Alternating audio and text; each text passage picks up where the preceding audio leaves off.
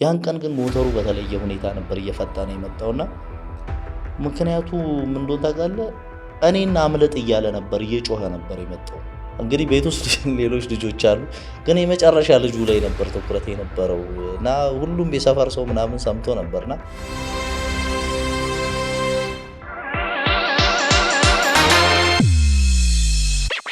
ሰላም ጤና ይስጥልኝ ውድ የላውራ ሚዲያ ቤተሰቦች እንደምን አላችሁ? ዛሬም እንግዲህ ለየት ባለ እንግዳ መተናል።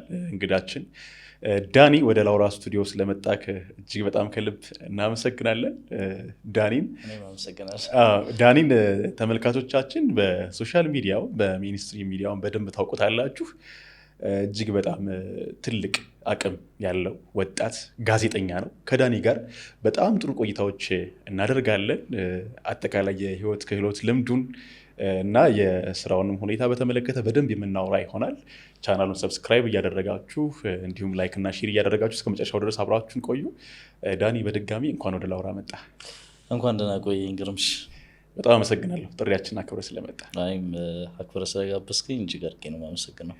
በጣም ጥሩ። ያው በአንድ ስልክ ጥሪ ነው የመጣው። ሰዓትህንም በደንብ ጠብቀህ ነው የመጣው። ድጋሚ በደንብ ክብር ይገባዋል። ዳኒ ረዘም ላለ ጊዜ እንተዋወቃለን እኔ እናንተ። በተለይም በፌስቡክ ሶሻል ሚዲያ የምትጽፋቸው ሀሳቦች እጅግ በጣም ገዢ ናቸው። በጣም ብዙ ተከታይም አለ። ያንተ ሀሳቦች በብዙ የእግር ኳስ ቤተሰቡ የሚወደዱና የሚደገፉ ናቸው። ከእግር ኳስም ውጭ ደግሞ ሌሎችም ሀሳቦች ላይ ትኩረት አድርገህ ትጽፋለህ። ይህ የመጽሐፍ ክህሎትና ልምድ ከምን የመጣ ነው? በጣም ከባድ ጥያቄ ይመስለኛል፣ ግን እስቲ ልሞክር። እንትን ነው እንዴት መሰለ፣ ወደ 6ኛ ክፍል ተማሪ ያለውኝ ይመስለኛል ቤት እንዲህ መጽሐፎች ይመጣሉ። ብራዘሮች፣ እኔ የቤቱ የመጨረሻ ልጅ ነኝ፣ ግን 4 ታላላቅ ወንድሞች አሉኝ። ስለዚህ በእነሱ ምክንያት የሚመጡ መጽሐፍቶች ነበሩና ለመጨረሻ ጊዜ ይመስለኛል 6ኛ ክፍል ተማሪ እያለሁ ነው ብርቅርቅታን ያነበብኩት እና አእምሮዬ ላይ ቀረ። ከዛ በኋላ በነዛ ጊዜያቶች ደግሞ ምን አደርግ ነበር፣ ቤት ውስጥ ዜና ካደመጥኩኝ በኋላ በወረቀት እጽፍ ነበር። ዜናዎቹን ሸመድድና የመጽሐፍ ልምድ ነበረኝ። ከዛ እሱን እየቀጠልኩኝ ግጥሞችን መጽሐፍ ጀመርኩኝ ከ8ኛ ክፍል በኋላ። ከዛ በፕሮቴስታንት ቤተክርስቲያን የሰንበት ትምህርት ቤት ውስጥ ነበር ያደግኩት እና ከሆነ ሞመንት በኋላ በተለይ ከ7ኛ ክፍል ጀምሮ የሰንበት ትምህርቶችን ማር ነበር። በዛ ጊዜ ግጥም፣ የመዝሙር ግጥሞችን፣ የመዝሙር ዜማዎችን ምናምን በማዘጋጅበት ጊዜ አብዛኛውን ጊዜ ከእጄ የማይለይ ነገር ቢኖር የዚህ የደብተርና እስክሪብቶ ነበር እና ለመጻፍ ጥረት አደርጋለሁ በእያንዳንዱ ነገር። እሱ እያደገ መጣ። የሆኑ ጸሐፊዎችን ለመምሰል ጥረት ማድረግ ጀምራለሁ። የሆነ ጽሁፍ ካየኝ ያቺን ጽሁፍ በአረፍተ ነገር በምጽፈው አረፍተ ነገር ላይ ለመጨመር ጥረት አድርግ ነበር። እንደዛ እያለ መጽሐፍ የማንበብ ነገሩ እያደገ መጣ። ያና ማስታወሻን አነበብን። ያና ማስታወሻን ስናነብ ደግሞ የበለጠ ደስ የሚል ነው ስለነበር መጽሐፉ እና በባህሪ ደግሞ እኔ ሂስትሪ ወድ ስለነበር የሂስትሪ ላይ በጣም ዝንባሌ ስለነበረኝ በተለይ በቃ ስለ 9ኛና 10ኛ ክፍል ወደ ኋላ ተመልሼ ሳስብ ስለዚህ ስለ ዓለም ፖለቲካ፣ ስለ 1ኛው ዓለም ጦርነት፣ ስለ 2ኛው ዓለም ጦርነት በደንብ አስብ ስለነበር ያና ፍራንክን ማስታወሻ ሳነብ የ100 ገጽ ደብተር ገዝቼ ቻርሊ የሚል ስም ሰጠውትና እዛ ላይ በእያንዳንዱ እለት የነበረኝን ውሎ ጽፍ ነበር። ቻርሊ የሚል ስም የሰጠውበት አንደኛው ምክንያት ምንድነው?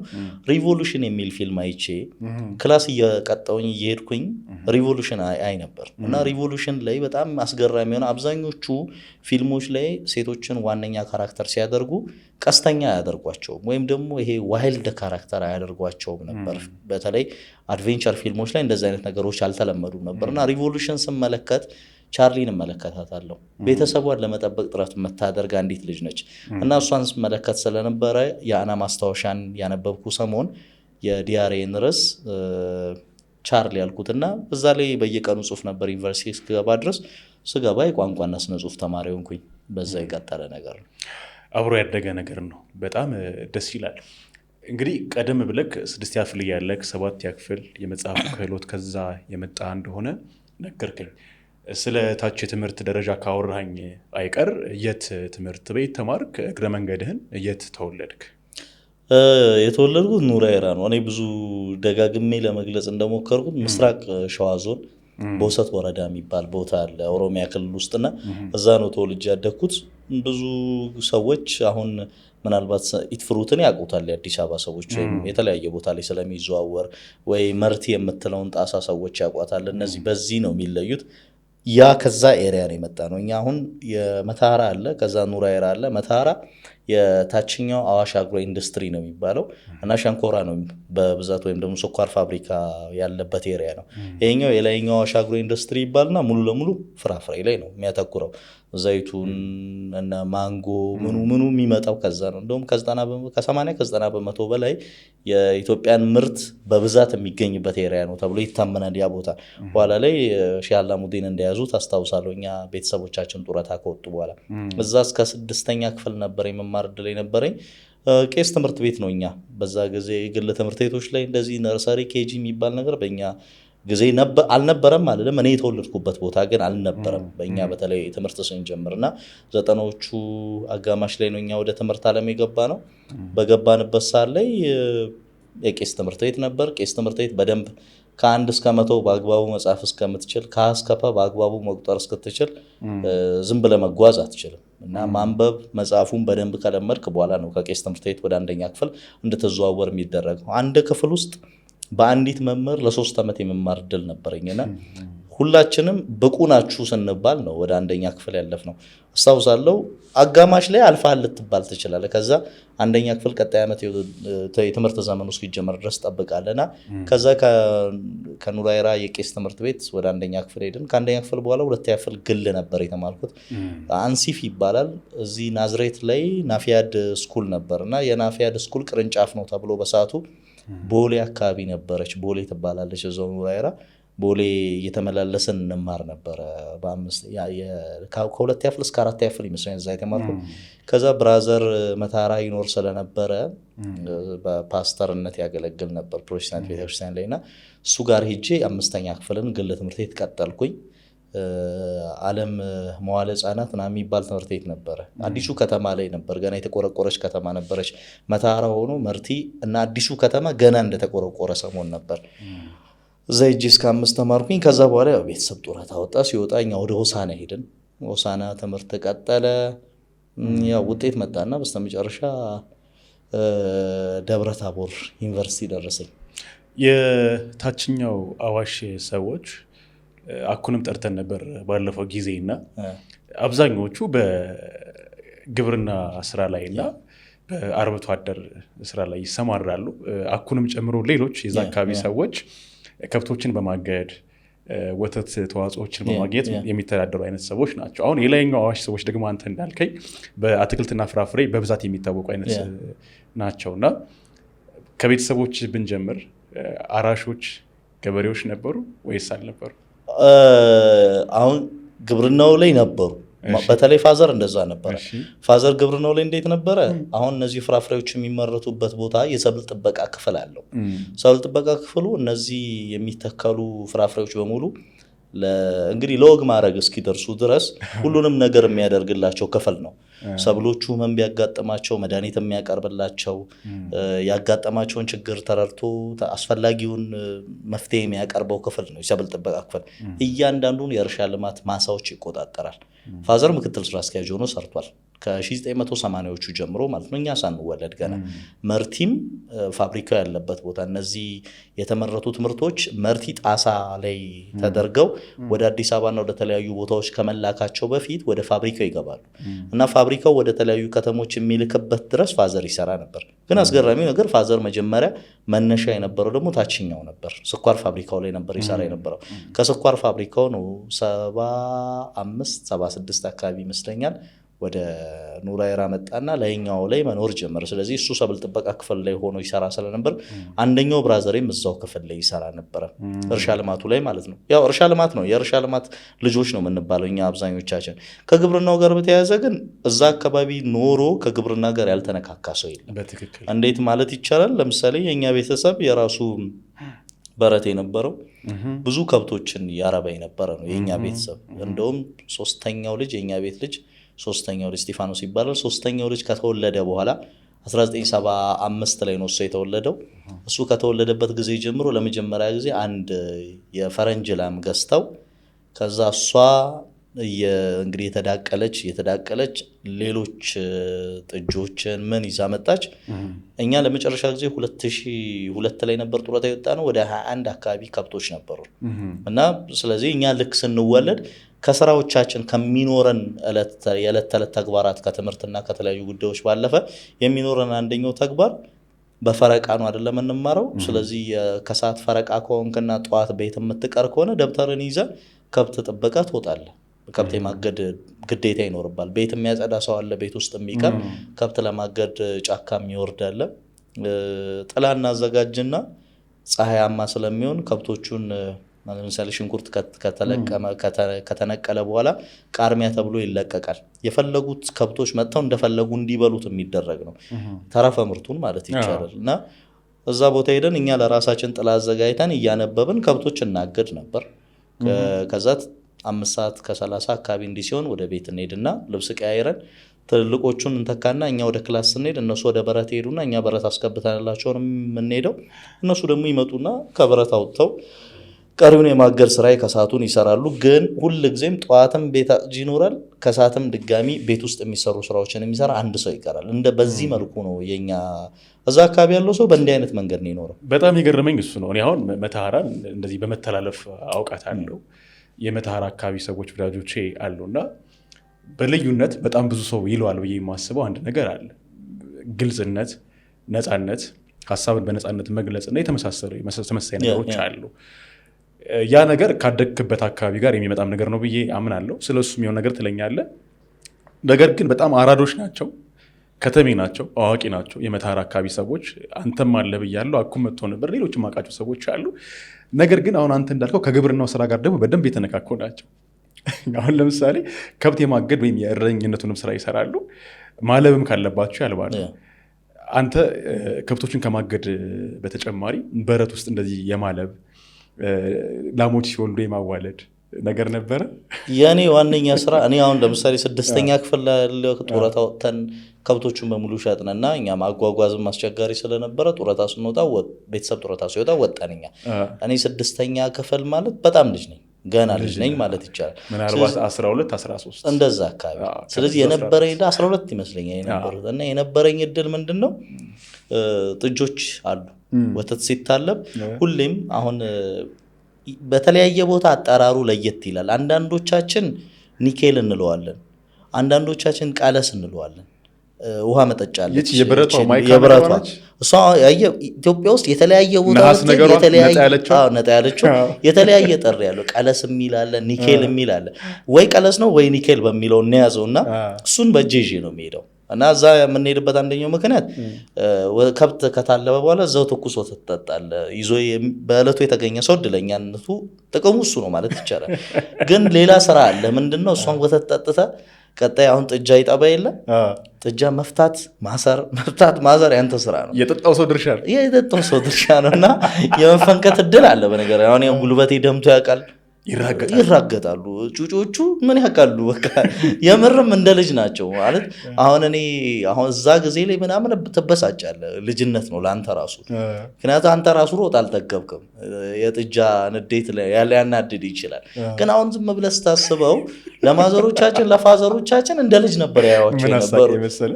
ጥጃ ረግጣ የሆነ ነገር ብትሆን ዜናው ራሱ አይመችም። ደግነቱ ሶሻል ሚዲያው ብዙ ሳይንሰራፋ መሆን እዛ አካባቢውም ላይ ቢሆን ጥጃ ረግጦት የሆነ ነገር ሆነ። እናቶቻቸው የጥጆቹ እናቶቻቸው ልጄ ነካህብኝ ምናምን አይናቸው እንትን አይልም። ግን ምንድነው ያየሁት ነገር መላመዱ እንስሳቶች ላይም አለ። አሁን የራሳቸው ቋንቋ እንዳላቸው የምትረዳው አሁን ማዘርን ያያሉ አይደል? ከማዘር ጋር ያላቸው መላመድና ከኛ ጋር ያላቸው መላመድ አንድ አይደለም። በጣም ማዘርን ምን ልታረግ እንደምትመጣ የሚያውቁ ነው የሚመስለኝ። እና ሄዳ እግራቸውን ስታስር ጋዲም ይባላል። ጋዲ ይባላል። የጀርባ 2 እግራቸው ይታሰራል። ጡት ከመታለብ በፊት ወተት ከመታለቡ በፊት የሚደረገው ያ ነው። ጋዲው ይታሰርና ከዛ ጋዲ የሚፈታው መቼ ነው? ጥጃ ሲለቀቅ ነው። ማዘር ጋዲውን ስትፈታ እኔ ጥጃ ለቃለሁ ማለት ነው። ስለዚህ እንደዚህ ነው በቃ ኤክስቼንጅ እያደረክ ነው ስራውን የምትሰራው። ከዛ በኋላ ያንን ይዘ ሲመሻሽ ወደ ቤት ትገባለህ። 1 ሰዓት 2 ሰዓት እንደዚህ አይነት ሰዓት ላይ ነው የሚካሄደው እና የበረቱ ላይፍ ደስ ይለኝ ነበር። እኔ አሁን ልጅ ነኝ በቃ ከትምህርት በኋላ ነው ማዘር ከስራ ስትመጣ ነው ያጓጓኛል ወደ በረት መሄድ እዛ ጋር ያለው። ምክንያቱም እኔ ብቻ አይደለም ብዙ በረቶች አሉ አንድ ኤሪያ ላይ እዛው በረት ላይ በሙሉ አንድ ሰፈር ላይ የምንተዋወቅ ልጆች ስላለን ለመታየት ካቡ ላይ ለመቀመጥ በድንጋይ የተሰራ ካብ ነው እና ካቡ ላይ ለመቀመጥ ሁላ እንጓጓ ነበርና ያ ጊዜ ደስ ይላል። አንደኛ ሶሻል ላይፉም ደስ ይላል። ምክንያቱም አንድ እዛኛው ኤሪያ ላይ የተማርነውን ነገር ብነግር ሶሻል ላይፍ ከሰው ጋር ማኖር የሚያስችል ነገር ነበረው። ራበኝ ብለህ ማትጨነቅበት፣ ጎረቤት ቤት ሄደ እንደ ራስ እንደ ወላጆች ቤት ልታድር ልትበላ ልትጠጣ የምትችልበት አይነት ዝንፍ ስትልም ቀጪም ናቸው ትገረፋለህ በደንብ እና ሰርከምስታንሱ በጣም አመቺ ነበር። የጎረቤት ስራ ሄደ ልትሰራ ትችላለህ። መብት አይደለም ግዴታም ሊሆን ይችላል። ጎረቤት ቤት ጓደኛ ልብስ አውልቆ የሆነ ስራ ሲሰራ እዛ ሄደ አብረህ ልትሰራ ትችላለህ። እዛው እንቅልፍ ይወስዳል። ተኝተ ከሆነ ማዘርም ፋዘርም መጥተው ቼክ ቢያደርጉ በቃ የተኛ ተብሎ ልትሄድ ትችላለህ። በዓልም ሲደርስ እንደዛ ነው። በዓላት ላይ መጀመሪያ የተዘጋጀው ቅርጫም ካለ ሰው እዛው መጀመሪያ ተሰብስቦ ከበላ በኋላ ነው ሌላው ቀሪው የሚካፈለው እና ያ ላይፍ ደስ ይላል። በጣም አሪፍ። የመተሐራ እና የዛ አካባቢ ሰዎች ታሪክ ተወርቶ ወይ ተወግቶ የሚያልቅም አይደለም። አሁን ዳኒ በብዙ የቴሌቪዥን ተቋማትና የሬዲዮ ተቋማት ከፍተኛ የስራ ልምድ አለ። በእኔ እምነት በብዙዎቻችንም እምነት ሀገራችን ውስጥ ካሉ ወጣት የስፖርት ጋዜጠኞች መካከል እጅግ በጣም ትልቅ ተሰጥኦ ያለ ነገህ ደግሞ በጣም የተሻለና ከፍ ያለ ሊሆን እንደሚችል እርግጠኛ ሆኜ መናገር የምችልለት አይነት ሰው ነህ። ከዚህ በፊትም ምናልባት ነግሬ ያውቃለሁ። በጣም ከምጠብቃቸው ሰዎች መካከል አንደኛው ነህ ብያለሁ እና ብዙዎቹ ያውቀዋል። ወደዚህኛው ታሪክ እንመጣለን በደንብ። መተሐራ ላይ አንድ ቆይታ ብቻ እናድርግ። ስለ አባትህ ለመናገር ችለሃል። ስለ እናትህም ነካ ነካ አድርገህልኛል። በተለያየ አጋጣሚ በጣም ረዘም ያለ በደንብ የሚነካ ልብን እንደው ስቅዝ አድርጎ የሚይዝ ታሪክ ስታጋራ አንብቤ አይቼ አውቃለሁ። እናትና አባትህን በተመለከተ ለእናትና ለአባት ምን አይነት ፍቅር አለ? በምን አይነት ከባቢ ነው ያደግከው? ለአንተ እናትና አባት ምን ማለት ናቸው? በጣም ከባዱ ጥያቄ ይመስለኛል ይሄኛው። ወላጆችን መግለጽ በጣም ከባድ ነው። ወላጅን ራስን መግለጽ ምናምን በጣም ከባድ ይመስለኛል። ግን ያው የበለጠ ስሜቱ ምናምን የሚገባ ደግሞ ስታጣቸው ነው አንዳንዴ አይደለ? እኔ ፋዘርን ሳጣው የበለጠ የገባኝ ብዬ አስባለሁ። ምክንያቱም ከፋዘር ጋር የነበረኝ ቁርኝት መጀመሪያዎቹ አካባቢ አደግኩኝ ብዬ እንዲጎረመስኩኝ ብዬ ትዕቢት ከማብዛቴ በፊት የነበረኝ ግንኙነት በጣም አስገራሚ ነበር እና ቤት ውስጥ ከነበሩ ልጆች የበለጠ ከኔ ጋር በጣም የሚገርም ቅርበት ስለነበረን ከፋዘር ጋር በጣም ሙቹዋል የነበረን ፍቅር በጣም አስገራሚ ነበርና ፋዘር በጣም የተለየ ሰው ነበር። ምክንያቱም ከመጀመሪያው ጀምሮ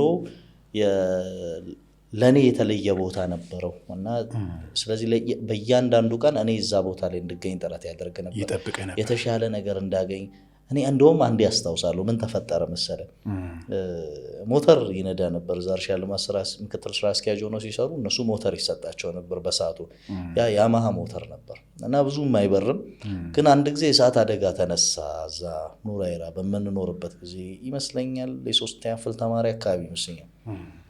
ቤት ውስጥ አሁን ብራዘሮች እስካሁን ድረስ የሚገረሙበት አጋጣሚ ነው። ቤት ውስጥ ብዙ ልጆች አሉ፣ 4 ልጆች አሉ፣ ማዘር አለች ነው። ፋዘር እሳት አደጋው ተነሶ መነፖል የሚባል ኤሪያ ላይ ነበር። ግን ሞተሩን እያሽከረከረ ሲመጣ ፋዘር እንደዛ ቀን ፈጥኖ አያውቅም ይላሉ የዛ አካባቢ ሰዎች። በሰዓቱ ሞተሩን ሲያሽከረክር ያዩ ሰዎች ማለት ነው። የፋዘርን ሞተር ድምፅ አውቀዋለሁ። በድምፁ ሊቆጣኝ እንደሚችል፣ ለምሳሌ ከትምህርት መጥቼ ሳላጠና መውጣት ስለማልችል ሊቆጣኝ እንደሚችል ስለማውቅ ቀድሜ የሞተሩን ድምፅ ሸምድጄ ቤት ይገባ ነበር።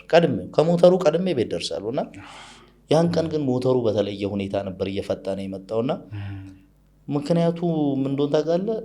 እኔና አምልጥ እያለ ነበር፣ እየጮኸ ነበር የመጣው በሞተር ማለት ነው።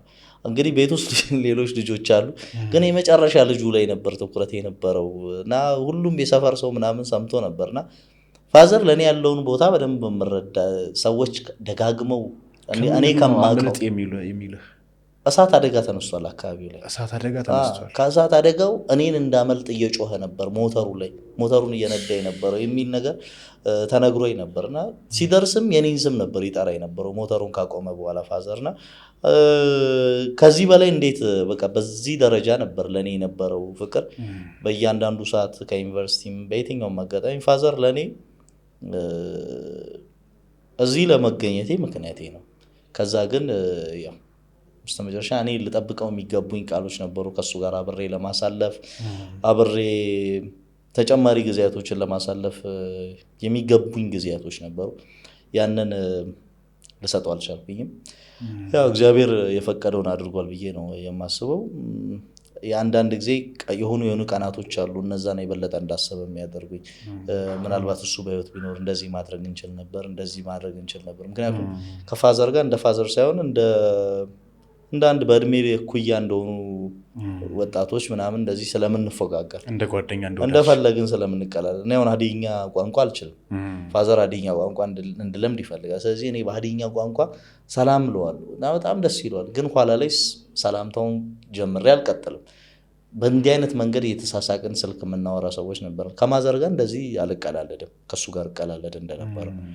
ያ ሲያልፍ ግን ነገሮች ያበሳጫሉ። ግን ያው በፈጣሪ ስራ ላይ ጣልቃ አትገባ።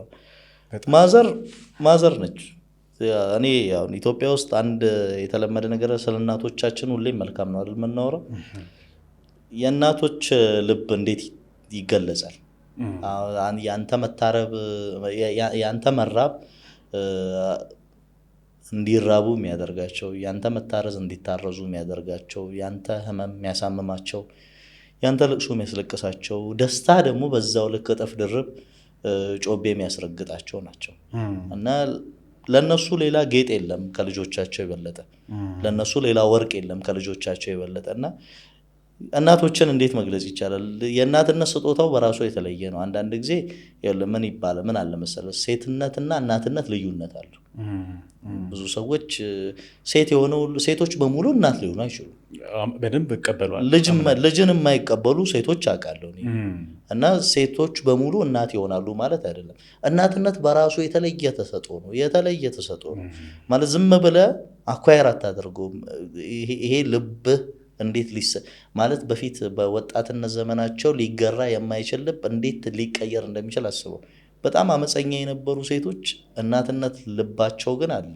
ከዚህ የሆነ ሞመንት ላይ ከዛ አመፀኛነት ይወጡና ያንን የእናትነት ባህሪ ይዘው ሽሽግ ሲሉ ሊኖሩለት ለሚገባው ምክንያት ሲኖሩ ትመለከታለህ። እና እኔ እናቶችን መግለጽ አይቻልም ብዬ ነው ማስበው። ማለት ስሜታቸውን እንዴት ትገልጻለህ? ስሜት አይገለጽም ማለት ማንባታቸውን በእንባ ልትገልጸው አትችልም።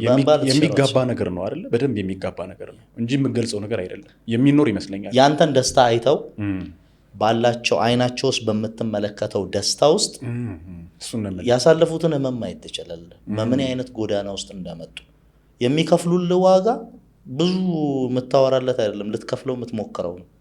እና ግን ደግሞ ከፍለህ ማትጨርሰው እሱ ይመስለኛል። እና ማዘር እንኳንም አሁንም በህይወት አለች። ሁሌም በህይወት ያኖርልኝ ነው ያኖራት። እኔ አሁን እንዲህ ብዙ ጊዜ የስልክ ማውራት የምወድ ሰው አይደለሁም። ግን ልደውል ከፈለኩኝ ልደውል የምችለው እሷ ጋር ነው። ደውዬ እንዴት ነሽ፣ የደበረኝም ነገር ካለ ልነግራት። መደበቃት ነገር የለም። ከልጅነት ጀምሮ ፍቅረኛ ሲይዝም ትዳር ሊይዝም ስል ምንም ሲፈጠር በህይወቴ ውስጥ አንድም የሚደበቃት ነገር የለም። ሁሉንም ነገሬን ታውቃለች። እንዲህ ተፈጥሯል ህይወቴ ውስጥ፣ እንደዚህ ሆኛለሁ፣ እንዲህ ከብዶኛል፣ እንዲህ ደስ ብሎኛል የምለው እሷ ጋር ነው። አሁንም ማለት እንደዛ ነው የሚሰማኝ። ምንም አይነት 40 50 ዓመት 60 ዓመት ላይ ብትሆን ሁሌም ለነሱ ልጃቸው ነው። ሁሌም ልጅ ነው። አሁን በዚህ አጋጣሚ እንደ ላውራ ሚዲያ ለአባት ነፍስ ይማር ማለት እንወዳለን። ለአንተም ያመጽናናቱን አድለዋል ብዬ ተስፋ አደርጋለሁ። ህይወትም እየቀጠለ ነው። ሰው የምንቀበለውም ነገር ነው፣ ግድም የሚሆን ነገር ነው። ለእናትህ ደግሞ ረጅም እድሜና ጤና ይስጥ፣ ፍቅራችሁን ይቀጥል። በዚሁ ንግግር ውስጥ ስለ ፍቅረኛና ስለ ባለቤት አንስታልና መሀል ላይ ማንሳት ትችላለና ዳኒ ትዳር ውስጥ ነው ማለት እንችላለን። ፍቅረኛም ባለቤት ላገባ ምስል ስላልክ እሱን ነገር መግለጽ ከፈለግ። ቀለበት አስሬያለሁ። ቀለበት አስሬያለሁ ከረዥም ጊዜ ፍቅረኛዬ ጋር እና አብረን መኖር ጀምረናል። ቀሪ የሚቀሩን ነገሮች አሉ፣ ቀሪ የምናስተካክላቸው ነገሮች አሉ። ደስ ይላል ግን ትዳር ደስ ይላል። ያየሁት ነገር እንደፈራሁት አይደለም፣ ከባድ ነገርም አለው። ግን ደግሞ ነገሮችን ሲያቃልልህ የምታይበት አጋጣሚ አለ። እንደፈለግ ውጭ የምትልበት ቦታ አይደለም ያየሁት ነገር። በፊት ከስራ ወጥተህ እስቲ ጓደኞቼ ጋር እዚህ ደረስ ልበል ምናምን የምትለው ነገር አለ። አሁን እንደዛ አታስብም። አእምሮ በሙሉ ወዴት ነው የሚያመራው? ወደ ቤት ነው። የሆነ ነገር ቤት የጎደለውን ለሙላ ምናምን ወደሚል እሳቤ ያመራል። ስትራግል ብታደርግም አሪፍ ቦታ ነው። በጣም ቆንጆ ቦታ፣ የምትሰበሰብበት ቦታ ነው። እኔ ተመችቶኛል፣ አልደበረኝም ብዬ ነው የማስበው። አልደበረኝም፣ ተመችቶኛል። ደስ ይላል። ኦኬ፣ ባለቤትህን ዳኒ እንዴት ነው የምንገልጣት? ምልህ አሁን አንተ ህይወት ውስጥ ከመጣች በኋላ፣ አንተም እሷ ህይወት ውስጥ ከተጨመርክ በኋላ ዳኒን በተሻለ መልኩ ከነበረው ሰራችሁ ብለህ የምታስበው ነገር አለ? የጨመረችልክ ነገር ምንድን ነው? እንዴትስ ትገልጻታለህ እሷንስ? እኔ ምን ያስገርመኛል መሰለ፣ ሁል ጊዜ ማለት ክርስትና ውስጥ ስለነበርኩኝና ብዙ ስለ ክርስቶስ ለማወቅ ብዙ እንደጣረ ሰው እዛ በተለይ በፕሮቴስታንት ቤተክርስቲያን በማሳለፍበት ጊዜ ወንጌል ስርጭት ስወጣ ስለ ክርስቶስ ፍቅር ደጋግሞ ሲያወራ እንደነበረ አንድ ስለ ክርስቶስ ሳስብ የሚያስገርመኝ ነገር ነበር እላለሁ። እና ያ የሚያስገርመኝ ነገር ምንድን ነው? ሰዎችን ያይና እድፋቸውን ያውቃል፣ በደላቸውን ያውቃል። እሱን ትቶ ንጹህ ጎናቸውን ለማየት ይሞክር ነበር።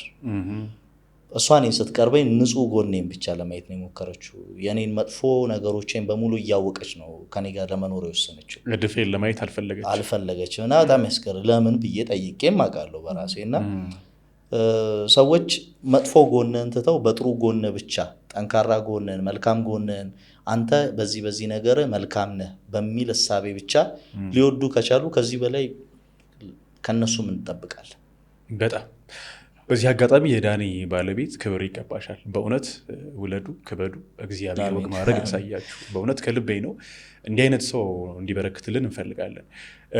በመሀል ባለቤቴ የሚለውን ነገር ስላስገባ እንጂ ወደኋላ እንዲመለስ እንበልና የትምህርት ጊዜ ቆይታን እናጠናቀቅ። ወደ ዩኒቨርሲቲ ገባ። የት ዩኒቨርሲቲ ገባ? ደብረታቦር ዩኒቨርሲቲ። ደብረታቦር ምንድን ነው የተማርከው? እንግሊሽ ላንጉዌጅ ኤንድ ሊትሬቸር ነበር የኔ። ደብረታቦር ዩኒቨርሲቲ ከገባ በኋላ ሌላ አዲስ ህይወት ነው። አዲስ ጓደኛ ተመሰረታለህ። አዲስ ካልቸር ነው እንደምታውቀው። ብዙ ነገሩ አዲስ ነው። እንዴት ያንን ህይወት እንዴት አስተናገድከው? የዩኒቨርሲቲ ትምህርት ቆይታስ ምን ይመስል ነበረ?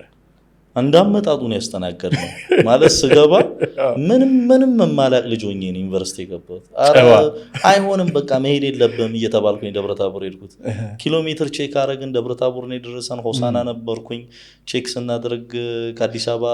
ተመልካቾቻችን ይቅርታ፣ ጎንደር ማለት ነው አይደለ? ደቡብ ጎንደር ማለት ነው። ደቡብ ጎንደር ነው። ጎንደር አለ፣ ከዛ እንደገና ደቡብ ጎንደር አለ እና ከሆሳና ደቡብ ጎንደር ነው። ከሆሳና ደቡብ ጎንደር ነው። ከዛ ክልልም ተሻግረሃል? ተሻግሬያለሁ። እሺ መጀመሪያ ኦሮሚያ ክልል ነበርኩኝ፣ ከዛ ደቡብ ክልል፣ ከዛ አሁን ወደ አማራ ክልል መጣ ነው። ከዛ 669 ኪሎ ሜትር ከአዲስ አበባ ደብረታቦር።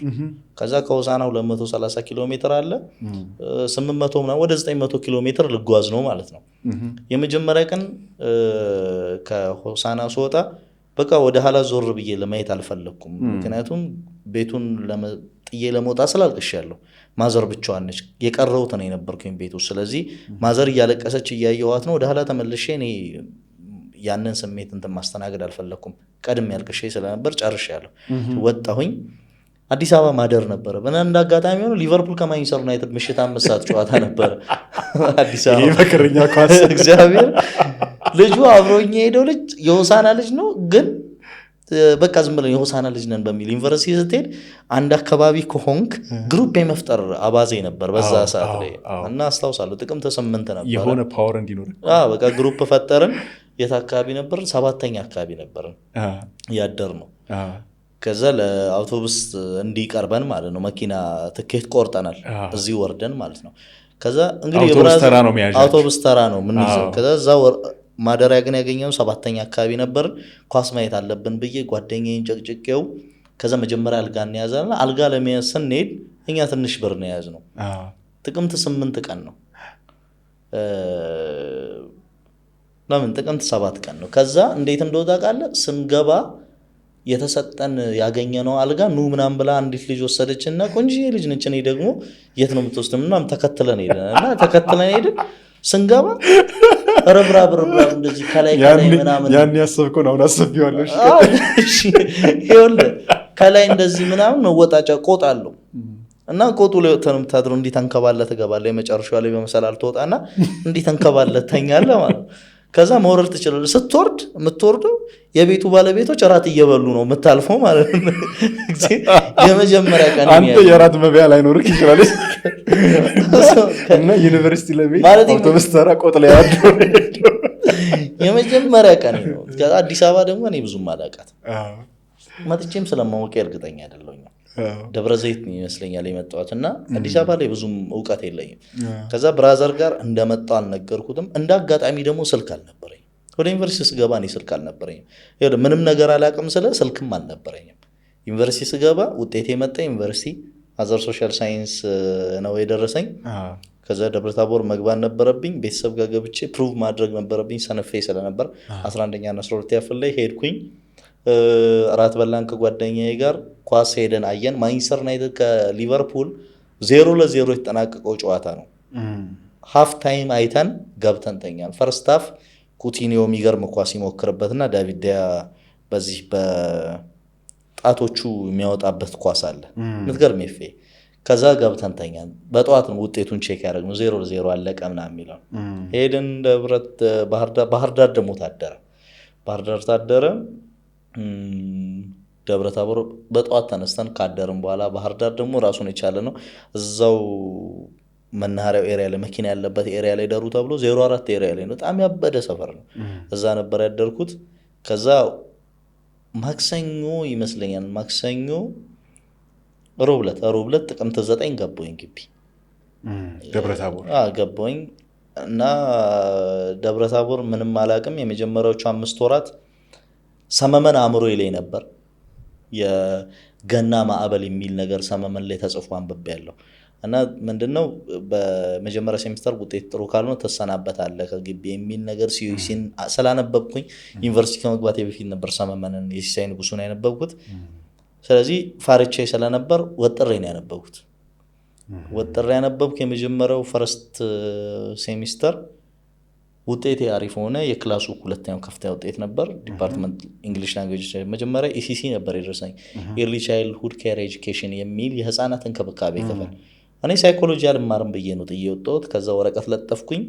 ከእንግሊዘኛ ቋንቋ ክፍል ወደ ኢሲሲ የሚገቡ ልጆች ነበሩ። እኔ ወደ እንግሊዝኛ ገባሁኝ። አንድ ልጅ ቀየርኩና ወደ እንግሊዝኛ መጣሁኝ። ከዛ ውጤቴ ጥሩ ነበር። የክፍሉ ሁለተኛ ተማሪ ሁለተኛው ከፍተኛ ውጤት ሆነ። ከዛ በዛ ጊዜ ሲጂፒው በጣም የተጋነነ አልነበረም። 371 አካባቢው ነው። ግን ከኔ የሚበልጡ ልጆች ነበሩ። አዘር ሶሻል ሳይንስ ላይ ራሱ በጣም ታፍ ተማሪዎች ነበሩ እያንዳንዱ ክፍል ላይ ማለት ነው። ከዛ ግን ዓለምን መሰለን ስለ የምርም ዓለምን መሰለን። ያው እኔ ከመንፈሳዊው ዓለም ወይም ደግሞ ቤተክርስቲያን ውስጥ ለረጅም ደቂቃውን የሚያሳልፍ ሰው ስለነበርኩኝ አንተ የሙሉ ጊዜ አገልጋይ አይደለህም። አሁን ያንተ አገልግሎት እግዚአብሔር ካንተ የሚፈልገው አገልግሎት ትምህርትን ጎበዘ መማርን ነው ይለኝ ነበር ፋዘር። ከዛ ዓለም ወጥቼ አዲስ ዓለም ውስጥ ገባሁኝ። አዲስ ማላቃቸውን ልምምዶች ጀመርኩኝ። አልኮሊክ ኮንቴንት ምንድነው ይሄ ለስላሳ ምናምን የሚጠጣ የነበረው አለ አይደል? ምሪንዳ ሲያልቅበት ኮካ ይጠጣ የነበረው ዳንኤል ወደ ድራፍቱም ወደ ቢራውም እንዲህ እያለን ሁሉን ነገር አየን ዩኒቨርሲቲው ላይ። ደብረታቦርን ግን ወዳታለሁ። በቃ እንደዚህ ማለት ሁሉን ነገር ስላየሁባት ይመስለኛል። ውጤቴ ጥሩ ነበር። የዲፓርትመንቱን አጠቃላይ ስወጣ በጥቅሉ በሲጂፒኤ 3ኛውን ውጤት ነው ይዤ ወጣሁት። አሰልቺ አልነበረም ለኔ። አንድ ጊዜ ነው ብሬክ የወጣሁት። እሱንም ነው የተመረቅኩበት አመት ላይ።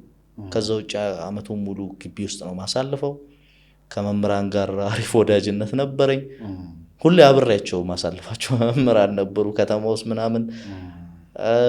ደብረታቦር አሁንም ለመሄድ መጓጓባት ቦታ ሆና ጥሩ የትምህርት ጥሩ እውቀት የመሸመትም ጥሩ የማበድም ጊዜ ሆኖ ተጠናቀቀ። ላሊበላን ያየሁት የዛን ጊዜ ነው። ጎንደርን የዞርኩት በዛ ወቅት ነው። ባህር ዳርን በደንብ ዞረናል። ብዙ ልጆች ነበሩ እንደዚህ አይነት ተመሳሳይ አይነት ባህሪ ነበርን። አንድ ላይ ነበር የምናሳልፈው፣ አንድ ላይ ነው የምናነበው ምናምን። አብዛኞቻችን ውጤታችን ጥሩ ነበር። ስራም ወዲያው ነው ያገኘነው። እኔ እንደመጣሁ ከሁለት ሳምንት በኋላ ስራ ያገኘሁት ምናምን አሪፍ ነበር። ወደሱ ጥያቄ ነበር ነው ቀጣይ ላማራ የነበረው። ብዙዎቻችን እንደዚህ ከግቢ ከተወጣ በኋላ በተማርክበት ዘርፍ ቶሎ ስራ የማግኘቱ ነገር አናሳ ነው እንደምታውቀው። ከዛም ተስፋ የመቁረጥ ወደማትፈልገው ስራ መሄድ። ቅድም አንተ ደብረታቦር ዩኒቨርሲቲ ከገባው በኋላ ነው ሌላ አዲስ የህይወት ልምምድ የጀመርኩት እንዳልከው። አንዳንዶች ደግሞ የዩኒቨርሲቲን ህይወት ተሻግረው መጥተው በተስፋ መቁረጥ ስሜት ውስጥ ሆኖ ነው አዲስ የህይወት ልምምድ ውስጥ የሚገቡት እንደምታውቀው። ቶሎ ስራ አገኘህ።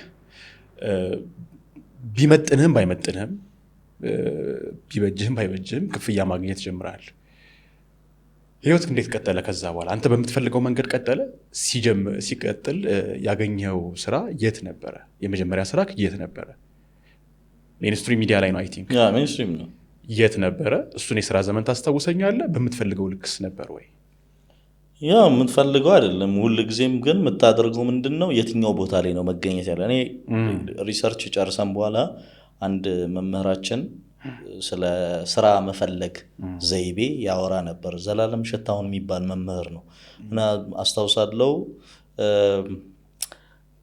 የሆነ ራይቲንግ ስኪል አስተምሮ፣ ክሬቲቭ ራይቲንግ ስኪል ይመስለኛል እንደዚህ አስተምሮናል። እና በዛ ሰዓት ስንማር ሁልጊዜም ሰዎች ይመረቁና ወጥተው የት ስራ እንደሚፈልጉ አያውቁ። ወደፊት መሆን የምትፈልጉት ምን እንደሆነ አውቁ፣ ከዛ በኋላ የት ሄዳችሁ ሲቪ መበተን እንዳለባችሁ ታውቃላችሁ የሚል ፖይንት ሲያወራ ሰምቼዋለሁ። እና እኔ ይህንን አእምሮ ልጅ ያለው ግን መጀመሪያ ሴሚስተሩ አጋማሽ ላይ ወደ አዲስ አበባ መጥቼ ነበር። ፌስቡክ ላይ ያለን ልጆች በሰዓቱ ምን አብዮት ጀምረን ነበር፣ ስማችን ላይ ኢትዮጵያ የማድረግ አብዮት የተጀመረበት አመት ነበር። የስማችሁ መጨረሻ 2011 ዳኒ ኢትዮጵያ እንትና ኢትዮጵያ ምናምን የሚል አብዮት ተጀምሮ ነበር። እና አስፓ የሚል ፓርቲ ነበረን እኛ ፌስቡክ ላይ አቋቋም ነው። ምን ማለት ነው አስፓ ምናምን ያልናት ፓርቲ? እንትን ነው፣ አንቲ ሰልፊ ፓርቲ ነው። ፎቶ ቢነሱ ፎቶ ማያወጣላቸው ሰዎች ጀማ ማለት ነው። እና ፎቶ ምናምን በቃ ከለጠፍክ የአባላቱ ቁጥር ስንት ነው? ብዙ ነበርን ፌስቡክ ላይ። እና የሆነ ሰው ፎቶ ከለጠፈ ፎቶ ይያዝበትና ሙድ መያዣ ነው የሚሆነው። በቃ ይሄ እናቱ ብቻ የምትወደው ፊት ይባላል ማይባል ነገር የለም። እና ያ ጀማ ለምን አድዋ አብረን አናከብርም ፒያሳ ላይ ተባለ። ለመጀመሪያ ጊዜ ከግቢ ወጣሁት ያኔ ነው።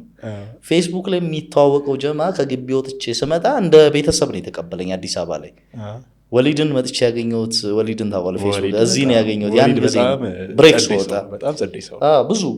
ብዙ የምናውቃቸው ሰዎች መጥቀስ እንችላለን። ያ ጊዜ የነበረው ፌስቡክ አሪፍ ነበር በጣም።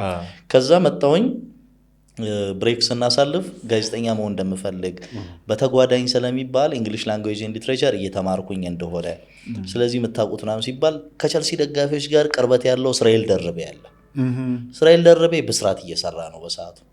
ግን ስልክ ይዤ አልደወልኩም ማንም ጋር። ተመልሼ ወደ ግቢ ገባሁ፣ ውጤቴን ያዝኩኝ፣ ጨረስኩ። ክሪላንስ አለቀ። ክሪላንሱ ካለቀ ቤተሰብ ጋር ፕሮግራም ነበር። ያን ፕሮግራም ጨረስን። አዲስ አበባ መጣሁኝ። ብዙ መቆየት አልፈልኩም፣ መቆየት ነበረብኝ ቤተሰብ ጋር። ግን አዲስ አበባ መጣሁኝና አዲስ አበባ ከመጣሁ በኋላ ፋና ሄድኩኝ። ፋና ከ6 ወር በኋላ ና አሉኝ።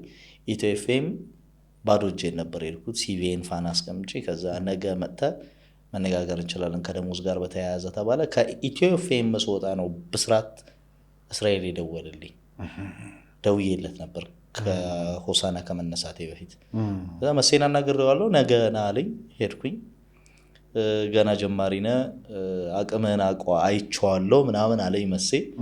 ከዛ ለጊዜው የትራንስፖርት እንከፍላለን፣ ስራ መጀመር ትችላለህ፣ 1500 ብር የትራንስፖርት እንከፍላለን ሲለኝ ማለት ነው።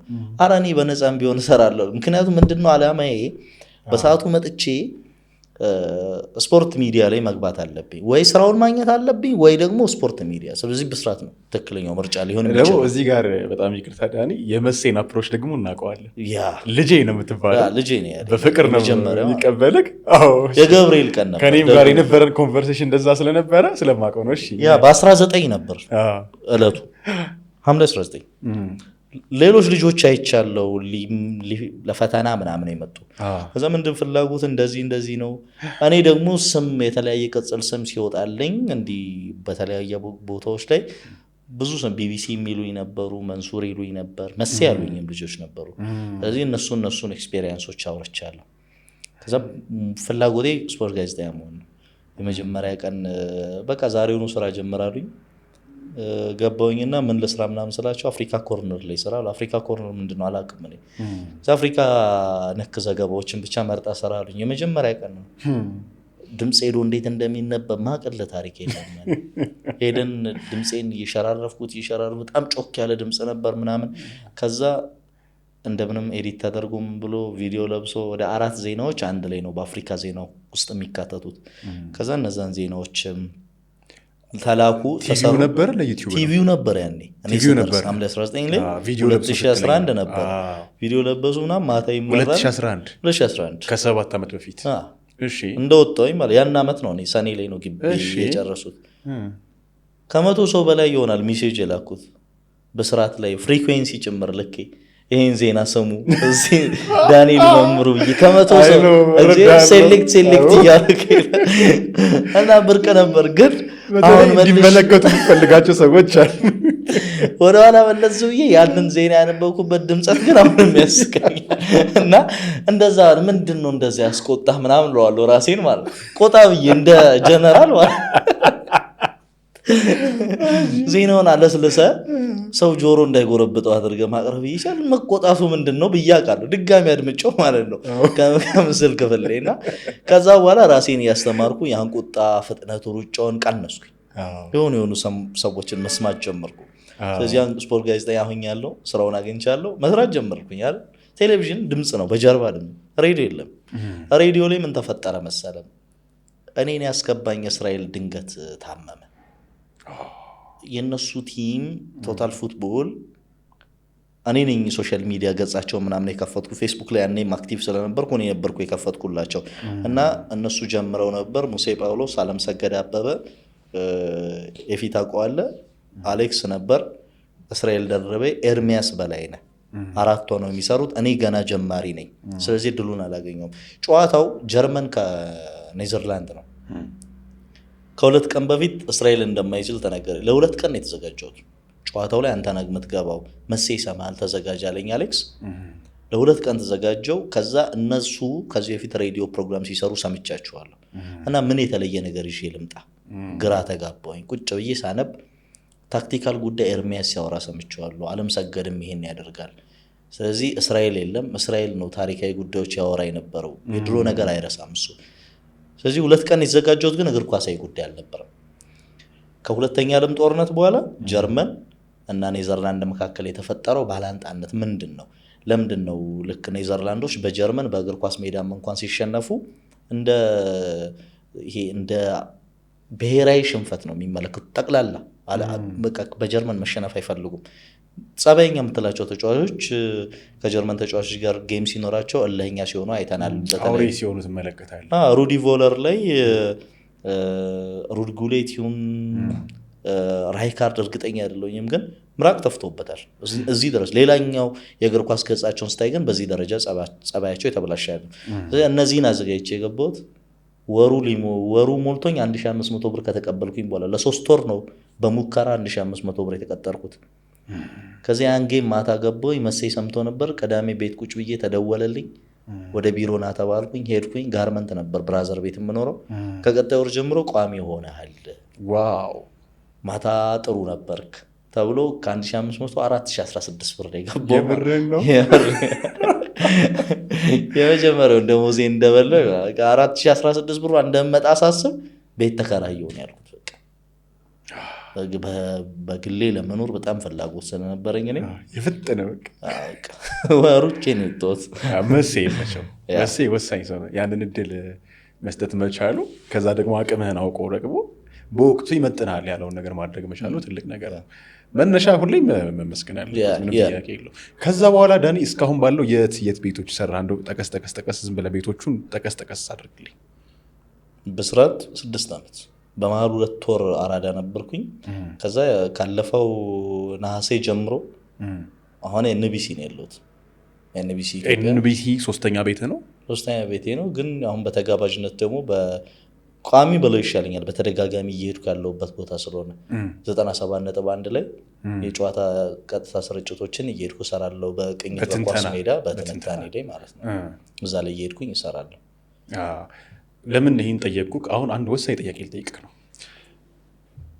ዳኒ በሀገራችን እየመጡ ካሉ ኮከብ የእግር ኳስ ጋዜጠኞች መካከል ተንታኞች መካከል ዋነኛው ነው ይባላል። በጣም ብዙ ሰው የሚስማማበት ጉዳይ ነው። ለእኔ እንደ ፌቨራይት ከጠየቅከኝ አሁን ሁለቱ እኩል እየሄዱ ነው፣ አላዛርና መንሱር። እኔ ራሴ ብዬ አውቃለሁ ነገ በአላዛርና መንሱር ደረጃ የማገኘ ሰው ነህ፣ ከዛም ከፍ ብለህ እላለሁ። በእርግጠኝነት የላውራ ሚዲያ ተከታታዮችም በዳኒ ጉዳይ ምንም ጥርጥር አይገባቸውም። ግን ዳኒ 3-4 የሰማሁት ነገር አለ። በራሱ መንገድ ከመጓዝ የመጣ ይሁን ወይ ደግሞ ከስራ አካባቢው ጋር ከለመስማማት ይሁን ይሄ ከመጋጨት ወይ ደግሞ እዛ የስራ ስፍራ ላይ የሆነ ምቾት የማይሰማው ነገር ካለ ፊት ለፊት የማሳየት ነገር እውቀት በጣም ጥግ ድረስ አለ። በሱ ደረጃ ነገሮችን የሚረዳ ሰው የለም። ዳኒ በጣም ብዙ ገንዘብ ተከፍሎት የትኛው ሚዲያ ላይ መጥቶ ስራውን መስራት የሚገባው አይነት ባለሙያ ነው ይባላል። እኔም በጣም እተማመናለሁ። ነገር ግን ወይ ይጋጫል ወይ የሆነ ነገር ይፈጠራል የሚል ነገር ሰምቻለሁ። ይሄ ነገር አንተ የምታውቀው ነው ወይስ የምታውቀው አይደለም? የማውቃቸው አሉ፣ የማላውቃቸው ነገሮች ካሉ በዝርዝር ሊነገሩ የሚገቡ ነገሮች ይሆናሉ። በጣም አሪፍ። እኔም እዚህ ድረስ ነው የማውቀው፣ እዚህ ድረስ ነው የማውቀው። በነገርክ ላይ ከ2 ወር 3 ወር በፊት ምናምንም ዳኒ በጣም የተለየ ባለሙያ ነው ምናምን ባልኩባቸው አጋጣሚዎች ዳኒ በጣም አንደኛ ሰው ነው የሚባለው። በጣም አንደኛ ሰው ነው። ግን ባህሪ ላይ እኔም እኮ ማልስማማባቸው ብዙ ቦታዎች እኮ አሉ። የማይሆን ነገር እንደተመለከትኩ ሲገባኝ ስትሬት ፎርዋርድ ነኝ፣ ቶሎ ነው እንደዚህ የማደርገው። ገባ ካለ ልጋጭ እችላለሁ። አንተ የምታውቀው ነገር ምንድን ነው? አልስማማባቸው ብለህ የምታስባቸው? እኔ ቁጡ ነኝ ይመስለኛል፣ በጣም አግሬሲቭ ነኝ እና ፊት ለፊት እናገራለሁ እና ለነገ አላስቀርም። ፊት ለፊት እናገራለሁ ስለ ሰውየውን እሰድበዋለሁ እያልኩ አይደለም። ካልተስማማሁበት አልተስማማሁበትም። ምክንያቱም እኔ ብስራት ላይ የስፖርት ክፍሉ አስተባባሪ ሆኜ ሰርቻለሁ። ስራው ይመጣል ወደ እኔ። ስራው ትክክለኛ መንገድ ካልተሰራ ለእኔ ለጋዜጠኛ ቁጭ ብዬ ስመለከተው የተጻፈውን ጽሁፍ ቫሊዩ አድ ካላደረገልኝ ነው እጋጫለሁ በእንዲህ አይነት ጉዳዮች። ወይ ስራው ውድቅ ሆኖ ሌላ የራሴን ስራዎች ለመጨመር ጥረት አደርጋለሁ። ነገሮችን ቀለል አድርጎ መስራት ደስ አይለኝም። አንድ ጋዜጠኛ ሙያው ላይ እስካለ ድረስ አድምቶ መስራት አለበት። እንደዛ መሆን አለበት። ከዛ እነዛ ሀሜቶች የሚመጡት ከነዛው ሰዎች ይሆናል ማለት ሙያው ላይ እስካለ ድረስ አንድ ሰው ከ1 እስከ 10 እየዘረዘረ ስቶሪዎችን ይሰራል። 10 ምርጥ ደርቤዎች ምናምን የሚሉ ስራዎችን ያሰለቹኛል። እነዚህን ነገሮች መግለጽ አሰልቺ ነው። ከዛ ወጣ ያለ ነገር ማቅረብ አለበት። አላዛርና መንሱርን ሰዎች የሚወዷቸው ከ1 እስከ 10 እየዘረዘሩ ስለማያወሩ ነው። ከዛ ከነዚህ ጋዜጠኞች ነገሮች እና ኢብራሂም ሻፊ እንዴት አድርገው ቢሰሩ ነው ሰው ልብ ውስጥ አሁን ድረስ ያሉት? በትክክል እኔ ፊት ለፊት የደበረኝን ነገር ፊት ለፊት እናገራለሁ። ለእኔ ያልጣመኝ ነገር ለአድማጭ ሊጥም አይችልም። እኔ እንደዛ የሚሰማኝ። ከዛ በሌሎች ጉዳዮች ላይም ልጋጭ ይችላል። ቶሎ ቁጡ ነኝ፣ ቶሎ እናገራለሁ። ፊት ለፊት መደበቅ አልችልም። ግን ችግሬ ማለት እንዲህ ተናግሬ ምናምን ሰውየው ኖርማል ስለሚመስለኝ ዞር ብዬ ላወራው ሞክራለሁ። አጠገቤ ያለው ሰው ከዛም የተመላለሱ ሰው ተበሳጭቶብኛል። ያንን ኖቲስ አላደርግም። አሁን በተለይ ከብስራት ወጥቼ ወደ ኤንቢሲ ከገባው በኋላ በታወው ብዬ ወስኜ ምንም ቢፈጠር ምን አገባ፣ የራስን ስራ።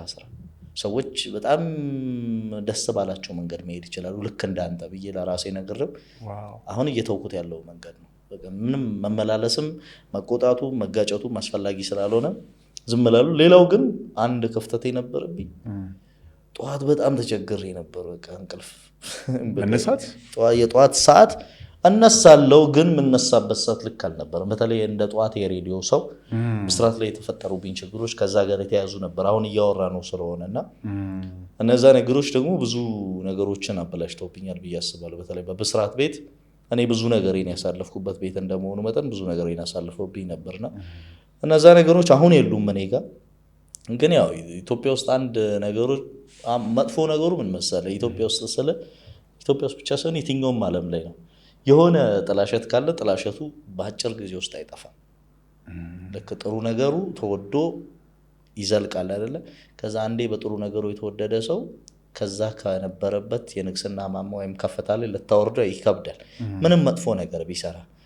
ልክ ሰዎች ግን የጋራ ገጽ ላይ ሲመጡ ሰውየው ልክ እየሰራ እንዳልሆነ የጋራ ገጽ ላይ ሲመጡ እየተሸራረፈ ይመጣና ይናዳል፣ ድጋሚ ለመመለስ ይከብደዋል።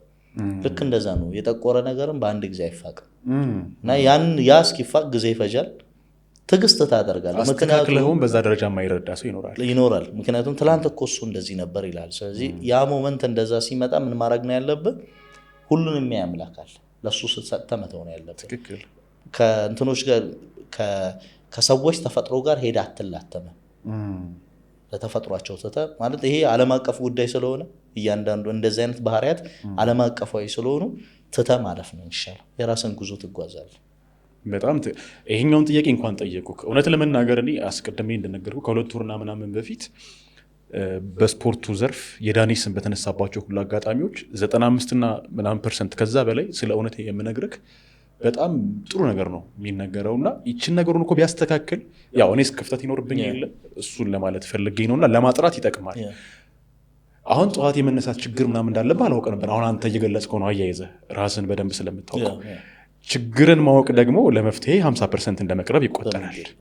አሁን እየቀረፍከው ነው የሚል እምነት አለኝ። ዳኒ አሉበት ከሚባለው ችግሮች ጋር በተገናኘ ችግሮችን ካወቅክ ዘንዳ ለማስተካከል ምን አይነት ጥረት እየወሰድክ ነው? አሁን ዳኒ ተስተካክሏል ማለት ይቻላል? እኔ እንደዛ ብዬ ነው የማስበው። በጣም አሪፍ፣ እሱን አብራራው። ያው አንዳንዶቹ ነገሮች አይብራሩም፣ ታያቸዋለህ። የሆነ ሞመንት ላይ ስራ አልነበረኝም። ከዛ ያ ስራ ያጣበት ምክንያት ማንንም የምትወቅስበት አይደለም፣ ራስን የምትወቅስበት። ጣትህን ማንም ላይ አትቀስርም። እንደዚህ አይደለ? አሁን ሁሉም ሰው እጁን አንድ ጣቱን ቢቀስር 3 ጣቱ ወደ ራሱ ነው እንደሚባለው የመጀመሪያው ብሌም ማድረግ ያለብህ ራስን ነው። ራሴን ነው ብሌም ያደረኩት። ከዛ ወደ ኋላ እኔ ማስበው ከብስራት ከወጣሁኝ በኋላ ዝቅ ብዬ የጀመርኩኝ ያለሁት ከዜሮ ለመነሳት ጥረት እያደረኩኝ ነው እና መለሳለሁ ወደ ቦታዬ። ያ በፊት ዳንኤል እዚህ ቦታ ነበር ቦታው ወደሚሉት ቦታ እመጣለሁ። ምንም አላብራራም ለሰዎች። አሁን ባለሁበት ሁኔታ ዝም ብዬ ኖሬን እየኖርኩኝ ነው። ግን እዛ ቦታ ላይ መጣና ሰዎች ድጋሚ መልሰው በመልካም ጎኑ ማውራት ይጀምራሉ። አይ ይሄኛውን ነገር እኔ ትንሽ ግልጽ ላደርገው። አሁን አንተ ካልከው ነገር ተነስቼ ነው ችግሮች እንደነበሩብህ አምናል። ችግርን ማመን ደግሞ እንዳልኩ ለመፍትሄ 50% መቅረብ ነው ብያለሁ። ቀሪው 50% ችግሩን መቅረፍ ላይ ነው የምትሰራው። አሁን ቀርፈከዋል። ለምሳሌ እኔ ላውራ ሚዲያ ጠራው፣ በአንድ የስልክ ጥሪ ምን ችግር አለው ግርምሼ እሺ አልከኝ። ሰዓቱን ነገርኩክ፣ ኦን ታይም ነው የመጣው። በሰዓቱ ስትመጣ ምን አይነት ችግሮች ሊያጋጥሙ እንደሚችሉ እኮ አውቃለሁ። ነገር ግን በሰዓቱ እዚህ ጋር ለመገኘት የከፈልከውን ዋጋ ግን መዘንጋት አልፈልግም፣ ሰዓት ማክበር ላይ። ስለዚህ በጣም ጥሩ ነው ማለት ነው። አሁን ያየሁት ትህትና በጣም በጣም ጥሩ። ሌሎችም ነገሮች እውቀት እና ሌሎች ነገሮች እንኳን እኔም ባልመዝነው ተመልካቾችና አድማጮች የሚመዝኑት ነገር ነው። ስለ ዳንኤል መምሩ ብዙ ነገር ማለት ይቻላል። እዚህ ጋር መጠየቅ የምፈልገው ይህን ግልጽ ካደረግኩት ዘንዳ ማለት ነው፣ ዳኒ አንተ ጋር ያለ ሌሎች ሰዎች ጋር የለም ብለህ የምታስበው ነገር አለ ማለት? በልዩነት በቃ እኔ ጋር አለ ብለህ የምትለው ነገር? አላቅም። አብዛኞቹ ሰዎች ሊኖራቸው ይችላል። እጄን አጣምሮ መቀመጥ ግን አልወድም። እጄን አጣምሮ መቀመጥ አልወድም ስለ ለምሳሌ ቤቴ በጣም ልመለከተው ከሚገቡኝ ጉዳዮች መካከል ስፖርት ሊሆን ይችላል። ግን ከስፖርት ባልተናነሰ መልኩ ዓለም አቀፍ ሚዲያዎችን እከታተላለሁ። ዓለም አቀፍ ሚዲያዎች ስለ አልጀዚራን፣ ቢቢሲ እና ስራዬ ብዬ መከታተል፣ ፖለቲካና ሌሎች ጉዳዮች ይዘት ያላቸው በጣም እከታተላለሁ። መከታተል ብቻ ሳይሆን እሰራ ነበረ ከዚህ በፊትም በዩቲዩቦች ላይ ምናምን እና በጣም ማለት ያዝናናኛል። እኔ አሁን እንደዚህ አሁን ሰዎች መጥተው ትራምፕ ማዱሮን ያዘው፣ አሜሪካ ልዕለ ኃያል መሆኗን አሳየች ይላል ሰው። ከዛ ምን አይነት ጋጠወጥ የሆነች ሀገር ነች፣ ምን አይነት ጋጠወጥ የሆነ ሰውዬ ነው ይላል። እኔ እንደዛ እንደ ቀልድ ማየት አትፈልግም። ኮዙም በደንብ ትፈልጋለህ። እንደ ቀልድ መሆኑን አይደለም። ለሚዲያ ሰው እንደ ትራምፕ አይነት ሰው ያስፈልጋል ነው ብለው። ምክንያቱም ትራምፕ ማዱሮን ባይዙ ማን ለሳምንታት በሙሉ የእነዚህን ሁለቱ ሀገራትን ጉዳይ ያወራ ነበር። የዜና ርዕሰ ጉዳይ ጋዜጠኛው ባጣበት ሰዓት ትራምፕ ደረሰለት እና በጣም ትልቅ ብሬኪንግ ኒውስ ነው የሰጠው። ከሳምንት አልፎ ሊወራ የሚችል ማለት ነው። ለምንድን ነው ትራምፕን ልጣለው የምችለው? ይሄ ሰውዬ እኮ ለአብዛኞቻችን ጋዜጠኞች ስራ እየፈጠረ ነው ማለት ነው። እንዴት ብዬ ላሳየው? የኢራንና የእስራኤል ጦርነት ሲጀመር ሶሻል ሚዲያ የትኛውም ዩቲዩብ ላይ ገባ ከፍተኛ እይታ ነበር። ተቀዛቀዘ።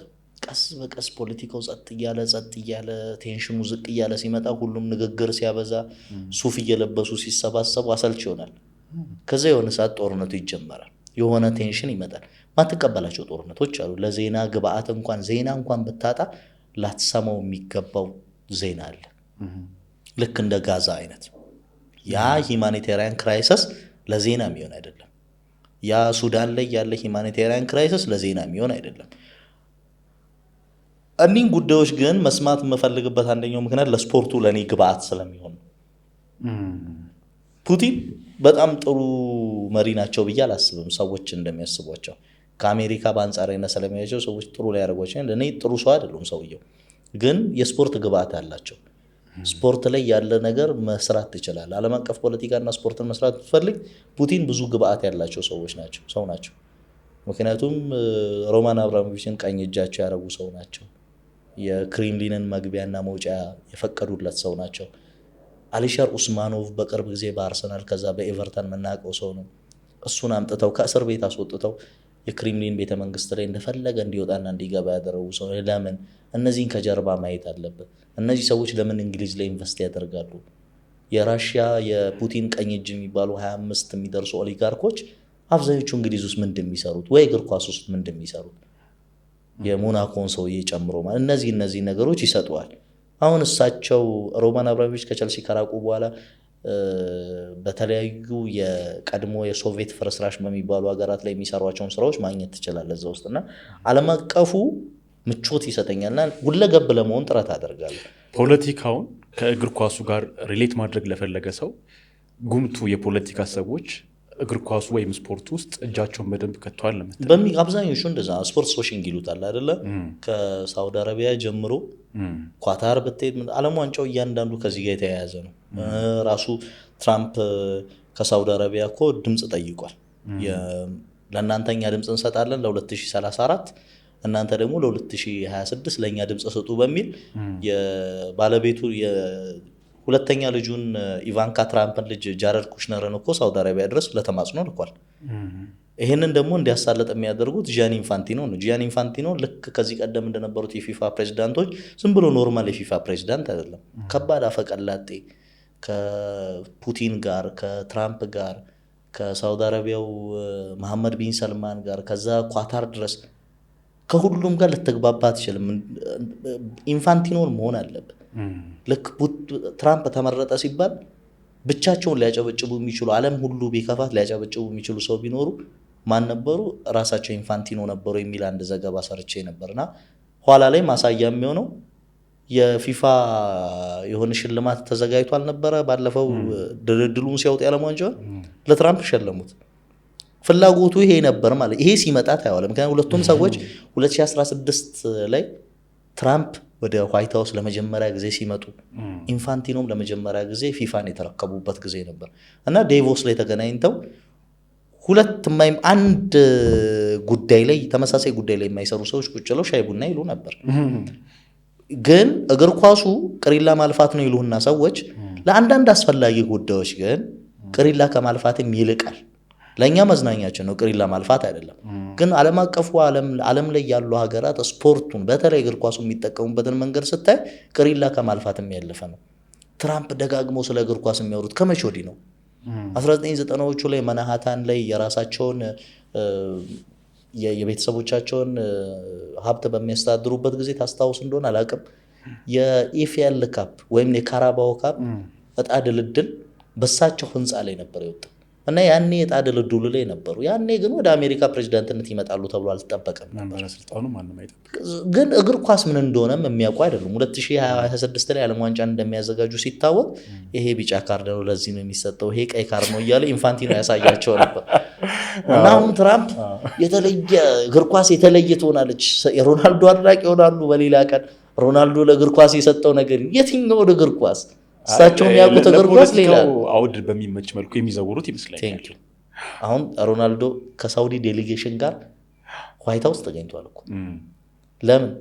ከዚህ በኋላ አልናስር ውስጥ የራሱን ድርሻ ለመግዛት ጥረት እያደረገ ያለ ሰው ነው ይሄ ሰውዬ።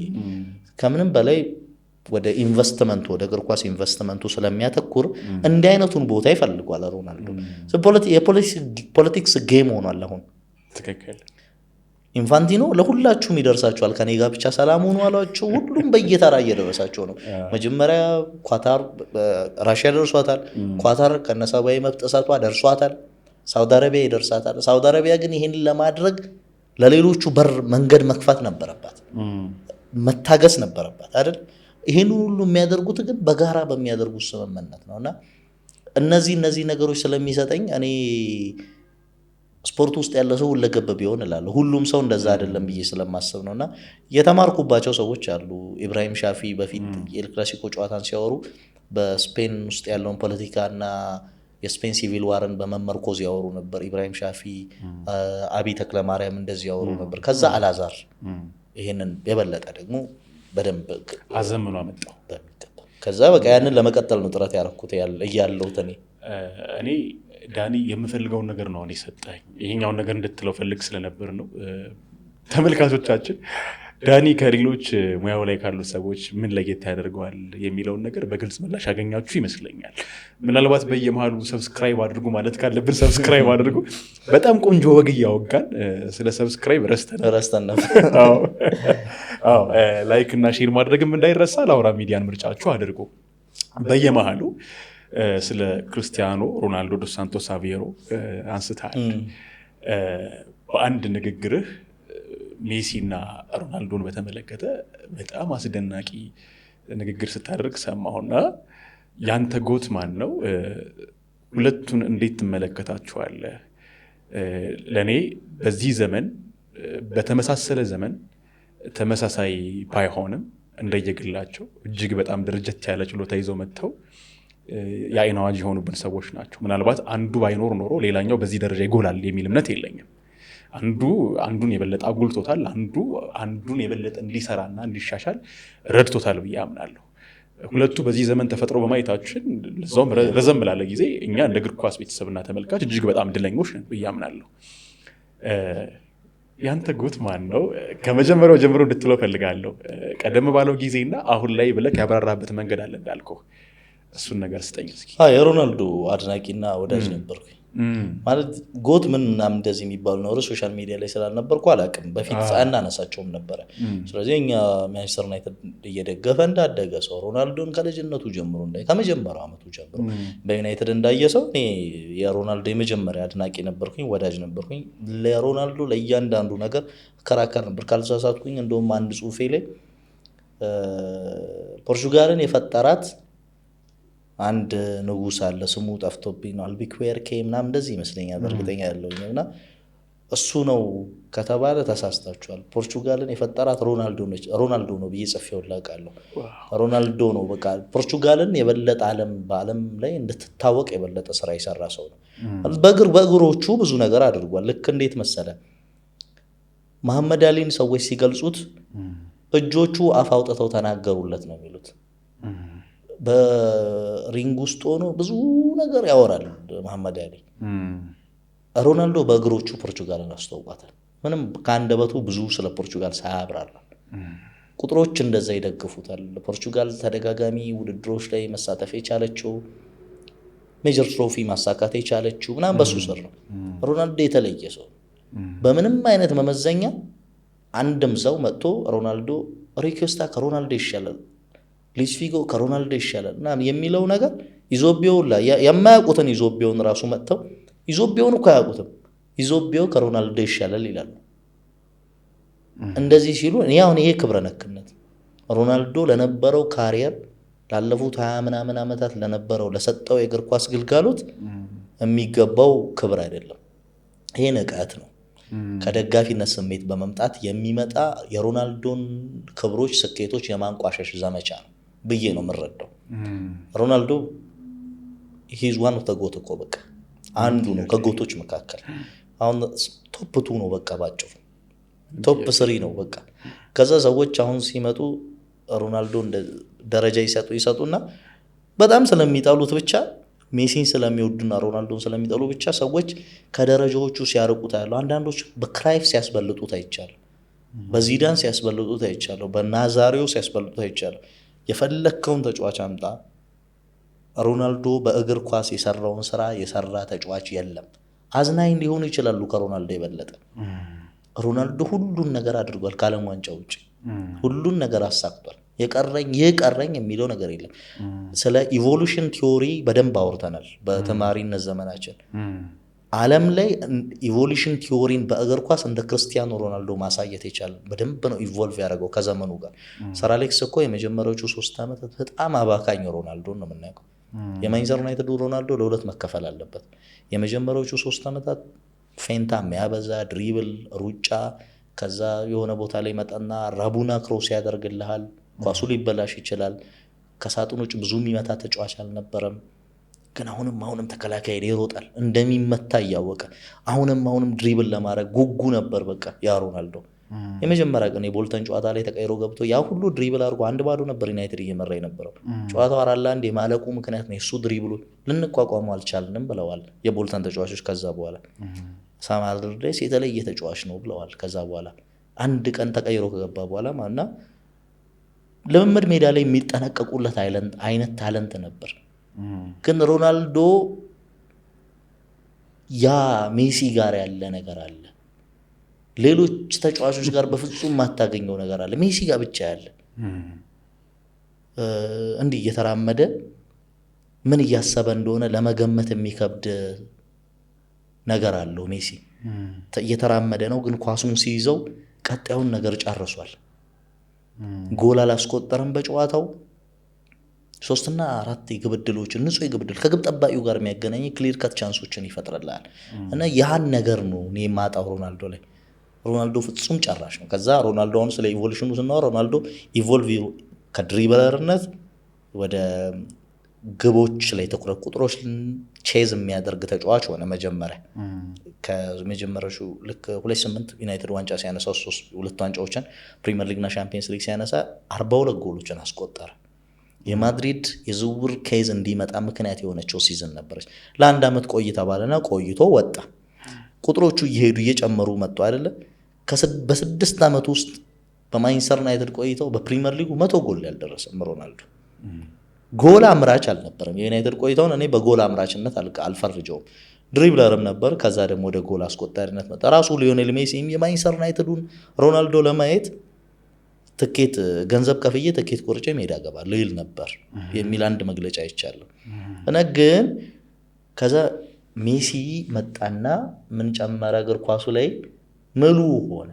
አሁን የሮናልዶ ደጋፊዎች ማይሆን ከመከራከሪያ ነበራቸው። በግንባሩ ቴስታ ስለሚገጭ ምናምን ይላሉ ስለ ሮናልዶ።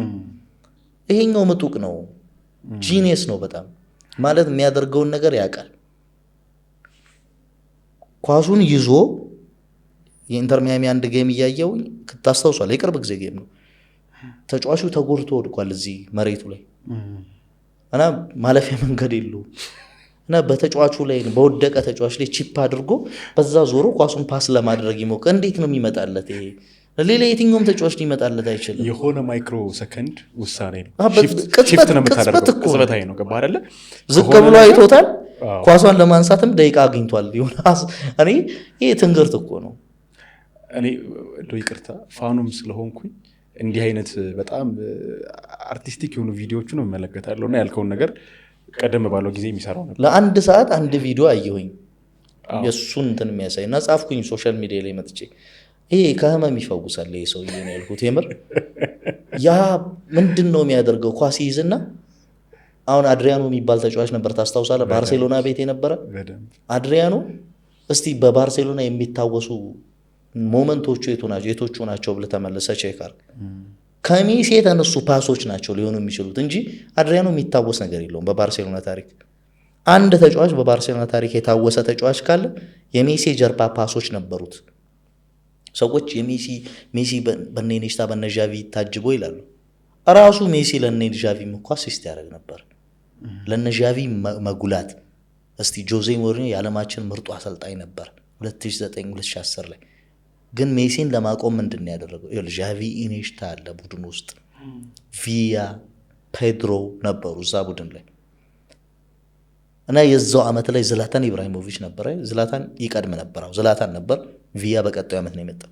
እነዚህ ሁሉ ባሉበት ቡድን ውስጥ ጆዜ መጡና ኤጄል ቱ ሜሲ የሚል ለሜሲ የተዘጋጀ እስር ቤት ከ11 ተጫዋቾች ነጥለው ያወጡት ሜሲን ነው። ሜሲን ማቆም የባርሴሎናን እያንዳንዱ ነገር ማቆም ነው ብለው ስላመኑ ማለት ነው። እንቅልፍ የለሽ ሌሊት ያሳለፉት ለዣቪና ለኢኒየስታ ነው አላለም ጆዜ። እንደውም አንድ ጊዜ ጃንሉካ ዲማርዚዮ ስለ ዝውውር አስገራሚ ዘገባዎችን ባወጣበት መጽሐፉ ላይ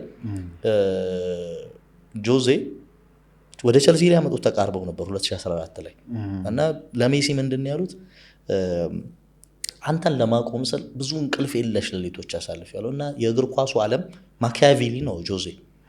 ማኪያቬሊ ዘ ኢንድ ጀስቲፋይ ዘ ሚንስ የሚል ነው። አንተ ማሸነፍ የምትችል ከሆነና መግደል ትክክለኛው አማራጭ ከሆነ መግደል አለብህ የሚል ሰው ነው። የትን ፍጪው ዱቄቱን አምጪው ነው። እና ጆዜ ያንተ መኪና ከኔ መኪና የምትቀድም ከሆነ ጎማህን የማፈንዳት ግዴታ አለብኝ ብሎ የሚያስብ ነው። ቪሊየን የሆነ ሰው ነው ጆዜ። እና ጆዜ ግን እንቅልፍ የለሽ ሌሊቶችን ያሳለፍኩት በአንተ ምክንያት ነው እያለ ያወራው ነበር። ግን አለው ያ ሁሉ እንቅልፍ የለሽ ሌሊቶችን ያሳለፉት በአንተ ነው።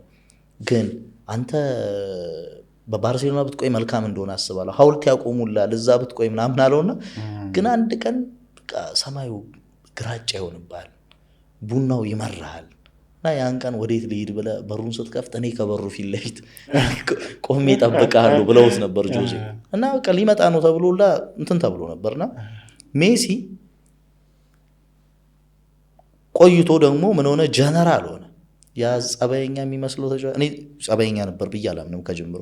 ኋላ ላይ ጸባየኛነቱን ተመች 2022 ላይ አረመኔ ይሄ የመንደር ዱርዬ አይነት ገጸ ባህሪን መላበስ ጀመረ። እንደ ጓደኞቹ መሳደብ ካለበት ይሳደባል። ቬሆረስትን ሲሳደብ አላየህም? ከሆላንድ ጋር ከነበረው ጨዋታ። ያ ደግሞ ተጫዋቾች ጓደኞቹን ለማነሳሳት ያስፈልግ ነበር፣ ፊውል መፍጠሪያ ፓሽን ይፈጥርላቸው ነበርና ሜሲ የተሟላ ተጫዋች ግብ ሳያስቆጥር ኮከብ ሆነ። ግን ይህን ስለ ሮናልዶ የዓለም ሁለተኛ ተጫዋች ሊያደርገው የሚችሉ ብዙ ኢንግሪዲየንቶች ደግሞ ይዞ ነው። ለምሳሌ እንዴት ነው የሰው ልጅ በዛ ደረጃ ሳጥን ውስጥ ግብ ሊያነፈንፍ እንጂ ሜሲን የገለጽክበት መንገድ አሁን ሜሲ ይፈውሳል የመጨረሻ ይመስለኛል። በቃ ሜሲ በቃ እዛ ነው። ይሄ ክላይማክሱ ነው አይደል? ስለ ሮናልዶ ስናወራ ከዚህ በፊትም ለማውራት ሞክሬያለሁ የሆነ ቦታ ላይ ይመስለኛልና ግን የአደን ውሻ እንግዲህ እናውቃለን። የአደን ውሻ እዛ ጫፍ ላይ ደርሶ ጠረን አሽትቶ ለይቶ ማደን እስኪጀምር ድረስ ብዙ ስልጠና ውስጥ የሚያልፍ ከዛ አንድ የሻርፕ ከሆነ ግን ያበቃል። የአደን ውሻ ማምለጥ አችልም። ኳሱ ውስጥ ሮናልዶ አንድ ተከላካይ ይበቀዋል ብለህ መፍዘዝ የለብም። ጥቂት ኮንሰንትሬሽን ሉዝ ካደረግ እንደ አደን ውሻ ነው ሮናልዶ። ኳሷን ያሸታታል፣ ስፔሱን ያሸተዋል፣ የት መጠበቅ እንዳለበት ያውቃል። ለምሳሌ ከዩናይትድ እንደተመለሰ ታስታውሳለህ? የመጀመሪያው ጌም ታፒን አድርጎ ያስቆጠረ በቃ ምንድነው እዛ ጋር ልክ እንዳልሄደ ነገር እያለ ነበር ፒተር ዱሮ የገለጸው። እኔ ደግሞ የሚሰማኝ ሮናልዶ ባይሆን እዛች ስፔስ ላይ ማን ሊሆን ይችላል ሊገኝ ይችላል? የተሳለ አፍንጫ አለው ጎል ማነፍነፍ የሚችል እና በሱ ደረጃ ጎል የሚያነፈነፍ ማንም ተጫዋች ዓለም አይታጠቅም። አይ አብዛኞቹ የሳጥን ውስጥ ጨራሾች ባህሪ ይሄ ነው እኮ ማነፍነፍ መቻላቸው ነውና ጎል ማነፍነፍ። ለምሳሌ ሩድ ቫን ኒስተልሮይ በጣም ጎል አነፍናፊ የተጨራረፈውንም ምኑንም ያነፈንፋል። የዚህ ስሜል ግን ይለያል። ይሄ ከግንባር ላይ ይገጭብሃል። ስፔስ አቋቋሙ ግራ ነው የሚያጋባው። ሳጥን ውስጥ የሚያስቆጠራቸው የግብ መልኮች ለየቅል ናቸው። ዝም ብሎ ታፒን ብቻ አይደሉም። አንዳንዴ አክሮባቶች አሉት። ሄዲንጎቹ አስደንጋጭ ናቸው። ፍላይ ያደርጋል እና ግን እነዛን ነገሮች የሚያሸትበት መንገድ አእምሮ እግር ኳሱን ምን ያህል እንደተረዳ በየአመቱ እንዴት ራሱን እያሳደገ እንደመጣ የምትረዳውና ከዘመኑ ጋር ራሱን ማድረቅ ችሏል። እኔ ለዚህ ትክክለኛ ምላሽ የሚሆነው ጆናታን ዊልሰን ኢንቨርቲንግ ፒራሚድ የሚል መጽሐፍ መሰለኝ የጻፈውና ታዋቂ ሰው ነው። ዘጋርዲያን ላይ አሁንም ይጽፋል። ክርስቲያኖ ሮናልዶን ይዞ ሪያል ማድሪድ የአውሮፓ ቻምፒየንስ ሊግ ዋንጫን አያነሳም ብሎ ነበር። ከዛ ሪያል ማድሪድ ከሮናልዶ ጋር 5 የአውሮፓ ቻምፒየንስ ሊጎችን ሲያነሳ ደግሞ 4 የአውሮፓ ቻምፒየንስ ሊጎችን ሲያነሳ ደግሞ ምንድን ነው ያለው?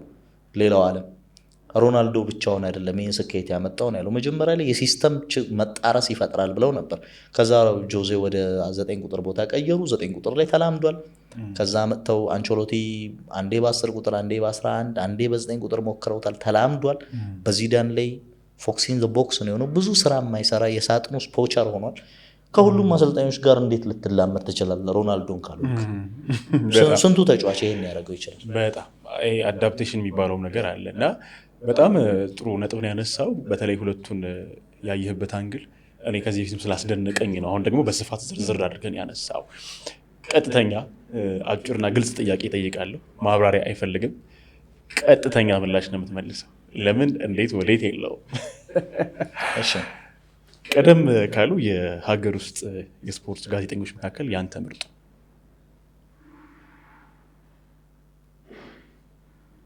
አብይ ተክለማርያም። አሁን ላይ ካሉ የሀገር ውስጥ የስፖርት ጋዜጠኞች መካከል ያንተ ምርጡ? ከባድ ነው ይሄ ጥያቄ ለፈኝ። አይ አልፍ ከሀገር ውጭ የሩቅ ምስራቁን ፖድካስት እና ሌሎችንም ሚዲያዎች ብትከታተል ፐንዲቶችም ሲያወሩ እንትና የኔ ምርጥ ነው ይላሉ በኩራት። ማለት እኛ አሁን አንዳንድ ሰዎች ስታንዳርዱን አለቀውት ይመጣሉ። ለምሳሌ መንሱርን እየሰማን ያለ እንደዚህ እናድርግ፣ እድል ልስጥህ፣ የ1 ደቂቃ ማብራሪያ ትሰጣለህ። ግን በዚህ ሰዓት ያንተ የሀገር ውስጥ ምርጡን የስፖርት ጋዜጠኛ እንትና ትለኝና ማብራሪያ ትሰጣለህ። የ1 ደቂቃ ማብራሪያ። ሮናልዶና ሜሲ ላይ ማብራራት ቀሎኛል። ይሄኛው ግን ለእኔ ይከብደኛል። ለምን መሰለህ? እፈልገዋለሁ ከአንተ እፈልገዋለሁ። ለምን መሰለህ? ቅድም ስማቸው ሜንሽን ያደረግናቸው የሀገራችን እኔ ለማድመጥ ከምፈልጋቸው ጉዳዮች አንጻር የኔ ምርጫ አላዛር ነው። ልንገርህ አንዴ፣ ሀገራችን ውስጥ አሁን ላይ ካሉ በጣም ጥሩ የስፖርት ጋዜጠኞች መካከል መንሱርና አላዛርን ጠቅሰናቸው ልነግርህ ነው። እኔ ደግሞ እኔ ነኝ እንደ ግርምሽ እና በትክክልም ሌሎች አድማጮችም ይጋሩኛል ብዬ አስባለሁ። ዳኒ እነሱን በደንብ ይተካል። በዳኒ እነዚህ ሰዎች ተመዝነው የዳኒ ጎት ወይም የወቅቱ ምርጡ የስፖርት ጋዜጠኛ ማን እንደሆነ ማወቅ ፈልጋለሁ።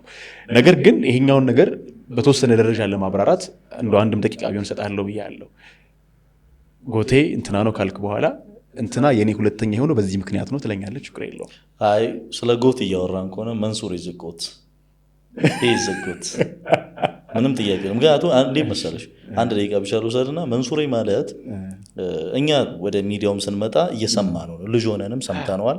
ከዛ ስንመጣም ነበር በሱ ቅጽል ስም ተሰጥቶናል። ከዛ ምን አይነት ነገር ቀይሯል መሰለህ? በኢትዮጵያ እግር ኳስ ውስጥ የሰዎችን የእግር ኳስ አረዳድ ባህሪ የቀየረ ሰው። ሰዎች እግር ኳስን ከጎሎቹና ከአሲስቶቹ ውጪ በተለየ መነጽር እንዲመለከቱ አድርጓል። ለሌሎችም የየራሳቸውን የአየር ሰዓት ይዘው እንዲመጡ በእንዲህ አይነት ወይ ፕሮግራሞቻቸውን ሼፕ እንዲያደርጉ በርከፋች ነው። ከዛ እኔ መንሱሬ ለየትኛውም የስፖርት ጋዜጠኛ ማለት ለየትኛውም ኢትዮጵያ ውስጥ ወደፊትም ስፖርት ጋዜጠኛ ሆኖ ለሚመጣ ሰው መንሱሬ ቤንች ማርክ ነው። በቂ ማብራሪያ ነው እና ትምህርት ቤት ነው። እንዴት ነው ትምህርት ቤት ነው የምልህ? የሰው ልጅ ይዝላል፣ አንድ ቀን ይደክማል፣ መሰላቸትም ይመጣል። ተፈጥሯዊም ነው። በ7 ቀን 6 ቀን ላለፉት ከ10 ዓመት በላይ ምናምን በጣም ከባድ ነገር። ሁሌም እያንዳንዱን ጌም የምሽት ጌሞች ማየት፣ ከዛ ጠዋት ላይ ለዛ መዘጋጀት፣ ተዘጋጅታ የመጣውን ነገር በተለየ ፍሎ አርቲኩሌት አድርጋ ማቅረብ። ለዛውም 10 ዓመት የብስራትን ታሪክ ነው የምናወራው። ረዥም 20 ዓመትና ከዛ በላይ ከጽሁፎቹ ጀምሮ እናውቀዋለን መንሱር። እኔ ከኢትዮ ስፖርት ጀምሮ በትክክል አዎ።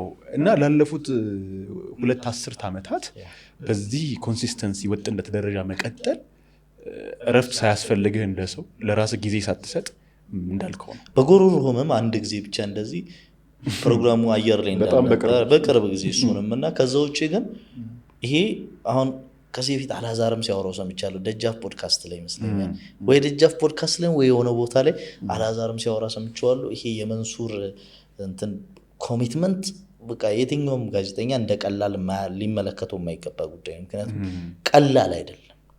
የሆነ ጊዜ ሲጀምር እንደዛ ለመሆን ጥረት አድርጌ ነበር። ከባድ ነው፣ ይሰለቻል። እግር ኳስ የምትወደውን እግር ኳስ ማውራት የሚሰለች ቀን አለ እና ግን አሁን የመንሱሬ የራሱ አሁን በየቀኑ ያለውን የሬዲዮ አየር ሰዓት ማታ ማታ አሁን ዩቲዩብ ላይ ይሰራል እና ሁሌም ነው ትጋቱ እየጨመረ የሚሄደው እና መንሱር ብዙ ነገሮችን ፈርቀዳጅ ከመሆን ጋር በተያያዘ ምክንያቱም ያችን የኢትዮ ስፖርት የመጀመሪያ አምዱንም ጭምር በደንብ ስለማስታውሳት የፊት ገጽ ላይ ጎት ነው ብዬ አስባለሁ። ግን እኔ ደግሞ አሁን ላይ እንደዚህ አሁን ፖለቲካ ምናምን መነካካት እወዳለሁ አይደል ማድመጥ። አሁን ለምሳሌ አላዛርን ሰማሁት አንድ ቀን ፋና ላይ እያለ ጠዋት የሚዲያ ዳሰሳ ተረኛ ነው እና ሲሰራ የሰራው ቤርጋሞ ላይ ነው። የቤርጋሞ ለቅሶ ላይ ነው። በኮቪድ ጊዜ በጣም ብዙ ህዝብ ሞቶባታል እና እሱ ስለ ቤርጋሞ ያቺ ህዝብ እንዴት የጋራ የሆነ አንድነት ያላቸው ሰዎች የሚበዙባት እንደሆነች በአኗኗራቸው እኛን የሚመስሉ እንደሆኑ እንደዛም ስለሆነ ከንቲባው ወጥተው መጨባበጣቸውን እንዳታቆሙ ይሏቸው እንደነበር ያወራል። የመጀመሪያው ገጽ አንቀጽ ቢሮ የገባው ይሰሙ የነበርኩት በቃ አእምሮዬ ላይ የመጣው ቤርጋሞን ከስፖርት ጋር እንዴት ላይ ያይዛል። ስለዚህ አታላንታ ሻምፒየንስ ሊግ ላይ ነው የግማሽ ፍጻሜው ጨዋታ መደረው። ያቺ የሩብ ፍጻሜ ጨዋታ ከቫሌንሲያ ጋር የተደረገው የሚላን ጨዋታ በአጠቃላይ በሎምባርዲ ግዛት ከዛ አለፍ ብሎ ደግሞ ዝቅ ሲል ቤርጋሞ ላይ ከባድ የኮቪድ ቀውስ እንዲመጣና ጣሊያን ውስጥ በብዛት ብዙ ሰው እንዲሞት ምክንያት ሆኗል። ያን ፕሮግራም ሰማሁኝ ከስፖርት ጋር አያይዝኩ አታላንታ እንዴት ለህዝቡ መዳኛ ለመሆን እየሞከረ እንዳለ የሚያያይዝ ዘገባ ሰራው። እንደ አጋጣሚ ብዙ ሪፖርቶች ወጥተው ነበር ከዛ ጋር በተያያዘ። እንዲህ አይነት ነገሮችን ለመስማት በጣም ስለምወድ እና የሚዲያ ዳሰሳውን የተከታተልኩ ሰማ ስለነበረ አሁንም የሆኑ ነገሮችን ሲያወራ አልሰላችም እና ደግሞ ደጋግሜ ሰዎች ገና ወደ አራዳ ሳይመጣ ብዙ እንደጻፍኩለት ያውቃሉ። ስለ አላዛር በጣም በተለየ መልኩ ጽፌያለሁ እና አላዛርን ወደዋለሁ በጣም። ግን ስለ ጎቶች ከሆነ እያወራን ያለነው መንሱር ላለፉት 20 ዓመታት ጎት ነው። ምርጡ ሁለተኛ አላዛር ነው ባንተ ሐሳብ? ይሄኛው ጥያቄ ላይ በቂ ማብራሪያ እንድትሰጥ ፈቀድኩልህ። አይሆንም ብለህ አስፈላጊ ስለሆነ ስለተረዳውክ ነው ነፃነቱን የሰጠው። በነገራችን ላይ በዚህም ደረጃ መገለጽ ስላለባቸው ማለት ነው እና እንዲገልጻቸው ደግሞ የፈለግኩት ሰው እኔ የምፈልገው ሰው ነው። እነሱን ይተካል ብዬ የማስበው ሰው ነው። አሁንም ደግሞ አለው። ቀጣዮቹ ጥያቄዎች እንደ መጀመሪያው ነው የሚቀጥሉት። ነጥቡና ምንም እንደ ዳርት። በቀድሞ ጊዜ ያንተ ምርጡ ብሔራዊ ቡድን? የብራዚል ብሔራዊ ቡድን ነው። እኔ ደጋፊ አይደለሁም። ልመጣበት። በአሁኑ ጊዜ ያንተ ምርጡ ብሔራዊ ቡድን? የስፔን ብሔራዊ ቡድን በጣም ቆንጆ ብሔራዊ ቡድን። በአሁኑ ጊዜ የየትኛው ብሔራዊ ቡድን ደጋፊ ነህ? እኔ እንግሊዝ ነኝ ከልጅነት ጀምሮ።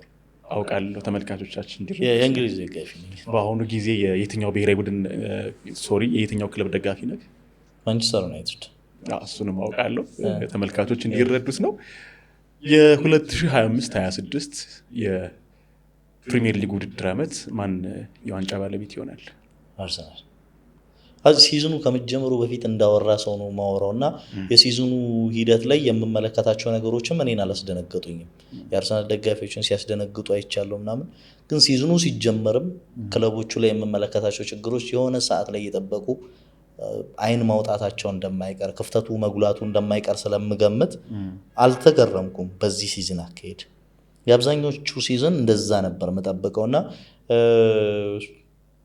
አርሰናል ይሄን የውድድር ዘመን ዋንጫ ላይበላ የሚችልበት ላያነሳ የሚችልበት ምክንያት አይታየኝም። እኔ 21ኛው ሳምንት ላይ እንገኛለን። ወደ 22ኛው ሳምንት የተሸጋገረን ነው። ዳኒ ሀሳቡ ላይ ጸንቷል። 51 ነጥቦች ይቀራሉ ብሎ ፔፕ ሲያወራ ነበር። ለሁላችንም የተዘጋጁ 51 ነጥቦች ይቀራሉ አለ። ግን ፔፕ ቡድኑ ሲዝኑ ሲጀምር ካሰበው በተቃራኒ መልኩ የተከላካይ ክፍሉን መቅረፍ አልቻለም። ሲቲ 8 ተከታታይ ጌሞችን እያሸነፈ ጌሞቹ 90 ደቂቃ ፊሽካ ሲነፋ አቤት ሲቲ የምትልለት አልነበረም። ልክ እንደ ከዚህ ቀደም ዓመታቶች ድንጋጤ ውስጥ ከቶ ተጋጣሚዎችን አስጨንቆ አልነበረም ጌሞችን የሚያሸንፈው። ኮንቨርሽን ሬቱ ጥሩ ነበር። ጌሞችን መግደል ይችላል። ግን ተጋጣሚዎቹ ኳስ ሲይዙ ሲቲ ላይ ልክ ሲቲ መፍጠር በሚችለው አደጋ ልክ መፍጠር ይችሉ ነበር። ልክ ለምሳሌ ማንቸስተር ዩናይትድ ለካውንተር አታክ እሳቤው በቂ የሚሆኑ ተጫዋቾችን ከያዘ የቀጣዩ ጨዋታ ያጓጓኛል። ኦልድ ትራፎርድ ላይ የሚያደርጉት ጌም የትራንዚሽን ቡድን እየሆነ ስለሆነ ለምን ሴሜኒዮን አመጣ? ሴሜኒዮ በቡድን ውስጥ ካሉ ተጫዋቾች በድሪብሊንግ የሚበልጠው ሳቪኒዮን ብቻ ነው። ቁጥሮች እንደዛ ነው የሚያሳዩት። በድል በመፍጠር ከሼርኪም ሆነ ከዶኩ ያንሳል። እንግዲህ ዶኩ ኢንድ ፕሮዳክቱ ጥሩ አይደሉም እያለን ማለት ነው። ግን ሴሜኒዮ ጎሎች ስላሉት ነው ያመጣው አይደለ? ጎል ይጎለኛል ብሎ ስለሚያስብ ነው። ግን ይሄ ቡድን ተከላካይ የለውም። ሆነ ማርክ ጉዌይ ሲል ክፍተቱን አወቀው ማለት ነው ብያለሁ። ጠንካራ ሊደርሺፕ ይጎሏል የመከላከል ክፍሉ። ያ ብረት ለበስ አጥር አይታየኝም እዛ ጋር። እኔ ዶናሩማ ነው ጥሩ የሚሆንላቸው በአንዳንድ ጌሞች እና አርሰናል ዋንጫውን ሲያጣ ካየሁኝ ራሱ አርሰናል ተሰላችቶ ሊሆን ነው የሚችል እንጂ በሊጉ ዲሰንት የሆኑ የቶፕ ፎር ተፎካካሪዎች አሉ። ለዋንጫው ሄደው አርሰናልን ከቦታው ለመነቅነቅ በሚያስችል የስኳድ ጥራት፣ የተቀያሪ ወንበር ጥራት፣ የቋሚ 11ን ትተህ ተቀያሪ ወንበር ላይ ያለው ጥራት ይሄ ተለመደ አይደለም እና በአርሰናል ያለፉት 20 ዓመታት ታሪክም ከዛ የኢንቪንሲብል ዘመኑ በኋላ አርሰናል እንዲህ በጥራት የተሞላ ስኳድ ብዙ አልነበረው። ታለንት ነበረው፣ ስኳድ ነበረው፣ በጣም ጥሩ የሚባለው ስኳድ ለምሳሌ 2728 እኔ በጣም የምወደው ቡድን ነበረ። የነ ሴስ ፋብሪካስ፣ አሌክሳንደር ህሌብ፣ ሳሚር ናስር የነበሩበት ስብስብ። ያ ቡድን ደግሞ የሜንታሊቲ ችግር ነበረበት። 5 ጌሞችን በተከታታይ ነጥብ የጣለ ሽንፈት ያስተናግድ የነበረ ቡድን ነበር። ያን ዓመት ዋንጫ ሊበላ በሚችልበት ዓመት ኤድዋርዶ ከፍተኛ ጉዳት ያስተናገደበት ዓመት በስቶክ ሲቲ ጨዋታ ይመስለኛል አይደል? ስቶክ ሲቲ ሳይሆን በርሚንግሃም ጨዋታ ታሪክ ከታዩ ከፍተኛ ጉዳቶች መካከል አንደኛው በሚገባ ሴንት አንድሪውስ ላይ የተደረገ የ9 ሰዓት ከ30 ጨዋታ ነበር። ጨዋታውን አስታውሰዋለሁ። በርሚንግሃም ሜዳ ላይ ነበር። በዛ ዓመት ተጎዳ። እኔ ያ ቡድን ብዙ ይቀረው ነበር አስታውስ። ያ ቡድን ራሱ እነዛ በወጣቶች ደቃቃ ተጫዋቾች ከዚህ በኋላ እግር ኳስን ይሞሉታል ብለው ቬንገር እያወሩ መጡና 2006 አካባቢ ሲደርሱ እንዲያወሩ መጥተው ሻምፒየንስ ሊግ ፍጻሜ ላይ ፋብሪካስን ተጠቅመዋል። ምክንያቱም እነ ጂልቤርቶ፣ ኢማኑኤል ፔቲ ወይም ደግሞ እነ ቬራ የነበሩበት ያ የገዘፉ ሚድፊልደሮች ዘመን እያበቃ ወደ ደቃቃዎቹ እንዴት መጣቃል? ቬንገር ካወሯት ትንቢት በኋላ ነው። የአርሰናል የአማካይ ክፍል በፍላሚኒ፣ በፋብሪካስ፣ በና አሌክስ ሶንግ ምናምን የሚመራ ነበር። በጣም እንደነዛ ሂውጅ አልነበሩም ሰውነታቸው። ናስሪ ሄሌብ፣ አርሸቪን ምናምን የመሳሰሉ ጨዋቾችን ነበር ምናየው ከወገብ በላይ። ከዛ ስፔን ዶሚኔት ያደረገችው በማን ነው? በጣም ደቃቃ በሚባሉ ግን አእምሯቸው በላው ዣቪ፣ ኔሽታ፣ ዳቪድ ሲልቫ፣ ሳንቲ ካዞርላ ክብደት መጠናቸው 51 ምናምን አካባቢ ነበር። አብዮቱ ሲመጣ አርሰናል በዛ ጀመረ። ግን አርሰናልን የሚገጥም ቡድን ሁሉ ፊዚካል ነበር የሚሆነው የሚመጣው። ቦልተን ሪቡክ ላይ አስታውሳለሁ ምሽት 1 ሰዓት ከ30 የተደረገ ጨዋታ አካላዊ ፊልሚያዎች በደንብ አሸነፉ። አልቻሉም። በቃ ኢቫን ካምፖ የሚባል ብዙም ደስ የማይለኝ ግዙፍ ተጫዋች ነበር እዛ የቦልተን ስብስብ ላይ። የብላክበርን ሜዳ ላይ በሚደረግ ጨዋታ ኢውድ ፓርክ መሰለኝ እዛ ሜዳ ላይ ለአርሰናል ጥሩ ነው። ስቶክ ሲቲ ሜዳ አርሰናል አካላዊ ባትሎች ያሏቸው ጌሞች ለነዚህ ደቃቃ ልጆች ደግሞ አልተመቸም። ቡድኑ ግን ለአይን አዝናኝ ነበር። በስማም ያ ቡድኑ የሚጫወተው ኳስ በጣም አዝናኝ ነበር። ያ ጠቅለል እያደረግነው ነው እንግዲህ ጥያቄያችንን። እኔ የምናፍቀው ዳኒ አለና የዛሬ 5 ዓመት ዳኒን የት ቦታ ላይ እንጠብቀው? የት እናገኘው? የራሴ ሚዲያ ከፍቻል፣ ግን በራሴ ስራ እየሰራው ምገኝ ይመስለኛል። በዛ ሰዓት የራሴን ስራ እየሰራውኝ በራሴ ስቱዲዮ ያን ሰዓት ምገኝ። ዳንኤል መምህሩ ሲባል የሆነ ስዕል ፈጥረህ በቃ ቶሎ የሚገኝ አይነት ስም ሆኖ ከኢትዮጵያ ምርጥ የስፖርት ጋዜጠኞች መካከል አንዱ ማለት እኔ የእግር ኳስ ጋዜጠኛ ማለት አልፈልግም። ራሴን መገደብ ይመስለኛል እና ማውራት ለምፈልጋቸው ጉዳዮች እድል አይሰጠኝም። እግር ኳሱ ላይ ብቻ ማተኮሬ አትሌቲክሱ ላይም ቅርጫት ኳሱ ላይ ምናምን ማውራት እፈልጋለሁ። ሁሉንም ስፖርታዊ ክንውኖች መዳሰስ እኔ እግር ኳሱ የበለጠ ያዝናናኛል። ግን አሁን እንቅልፍ አጥቼ የማይለት ቅርጫት ኳስ አለ። ራግቢ ሲመጣ ቴሌቪዥኔን ልቀይር አልችልም። አሁንም አያለሁ እና ጉዳዮቹን ለማጥናት ምናምን እንደሚሞክር ሰው ስፖርት ጋዜጠኛ ነኝ። ኢትዮጵያ ውስጥ ካሉ ምርጥ ከሚባሉ 5 ወይ 4 የስፖርት ጋዜጠኞች አንዱ ሆኜ የምገኝ ይመስለኛል። አሰም ፖይንት ምናልባት 3 ኢትዮጵያ ውስጥ ካሉ ምርጥ 3 የስፖርት ጋዜጠኞች መካከል ዳንኤል መምሩ አንደኛው ሆኖ ይገኛል። እኛ በደንብ እናምናለን። በስተመጨረሻ ለሁሉም የሚባል ነገር አለ። ማመስገን የምትፈልገው አካል ካለ በላውራ ሚዲያ ስም ድሮ እናመቻች። ወደዚህ ሙያ በመጀመሪያ እግዚአብሔር ነው የምታመሰግነው በብዙ ነገር እዚህ እንድረስ ስለረዳኝ።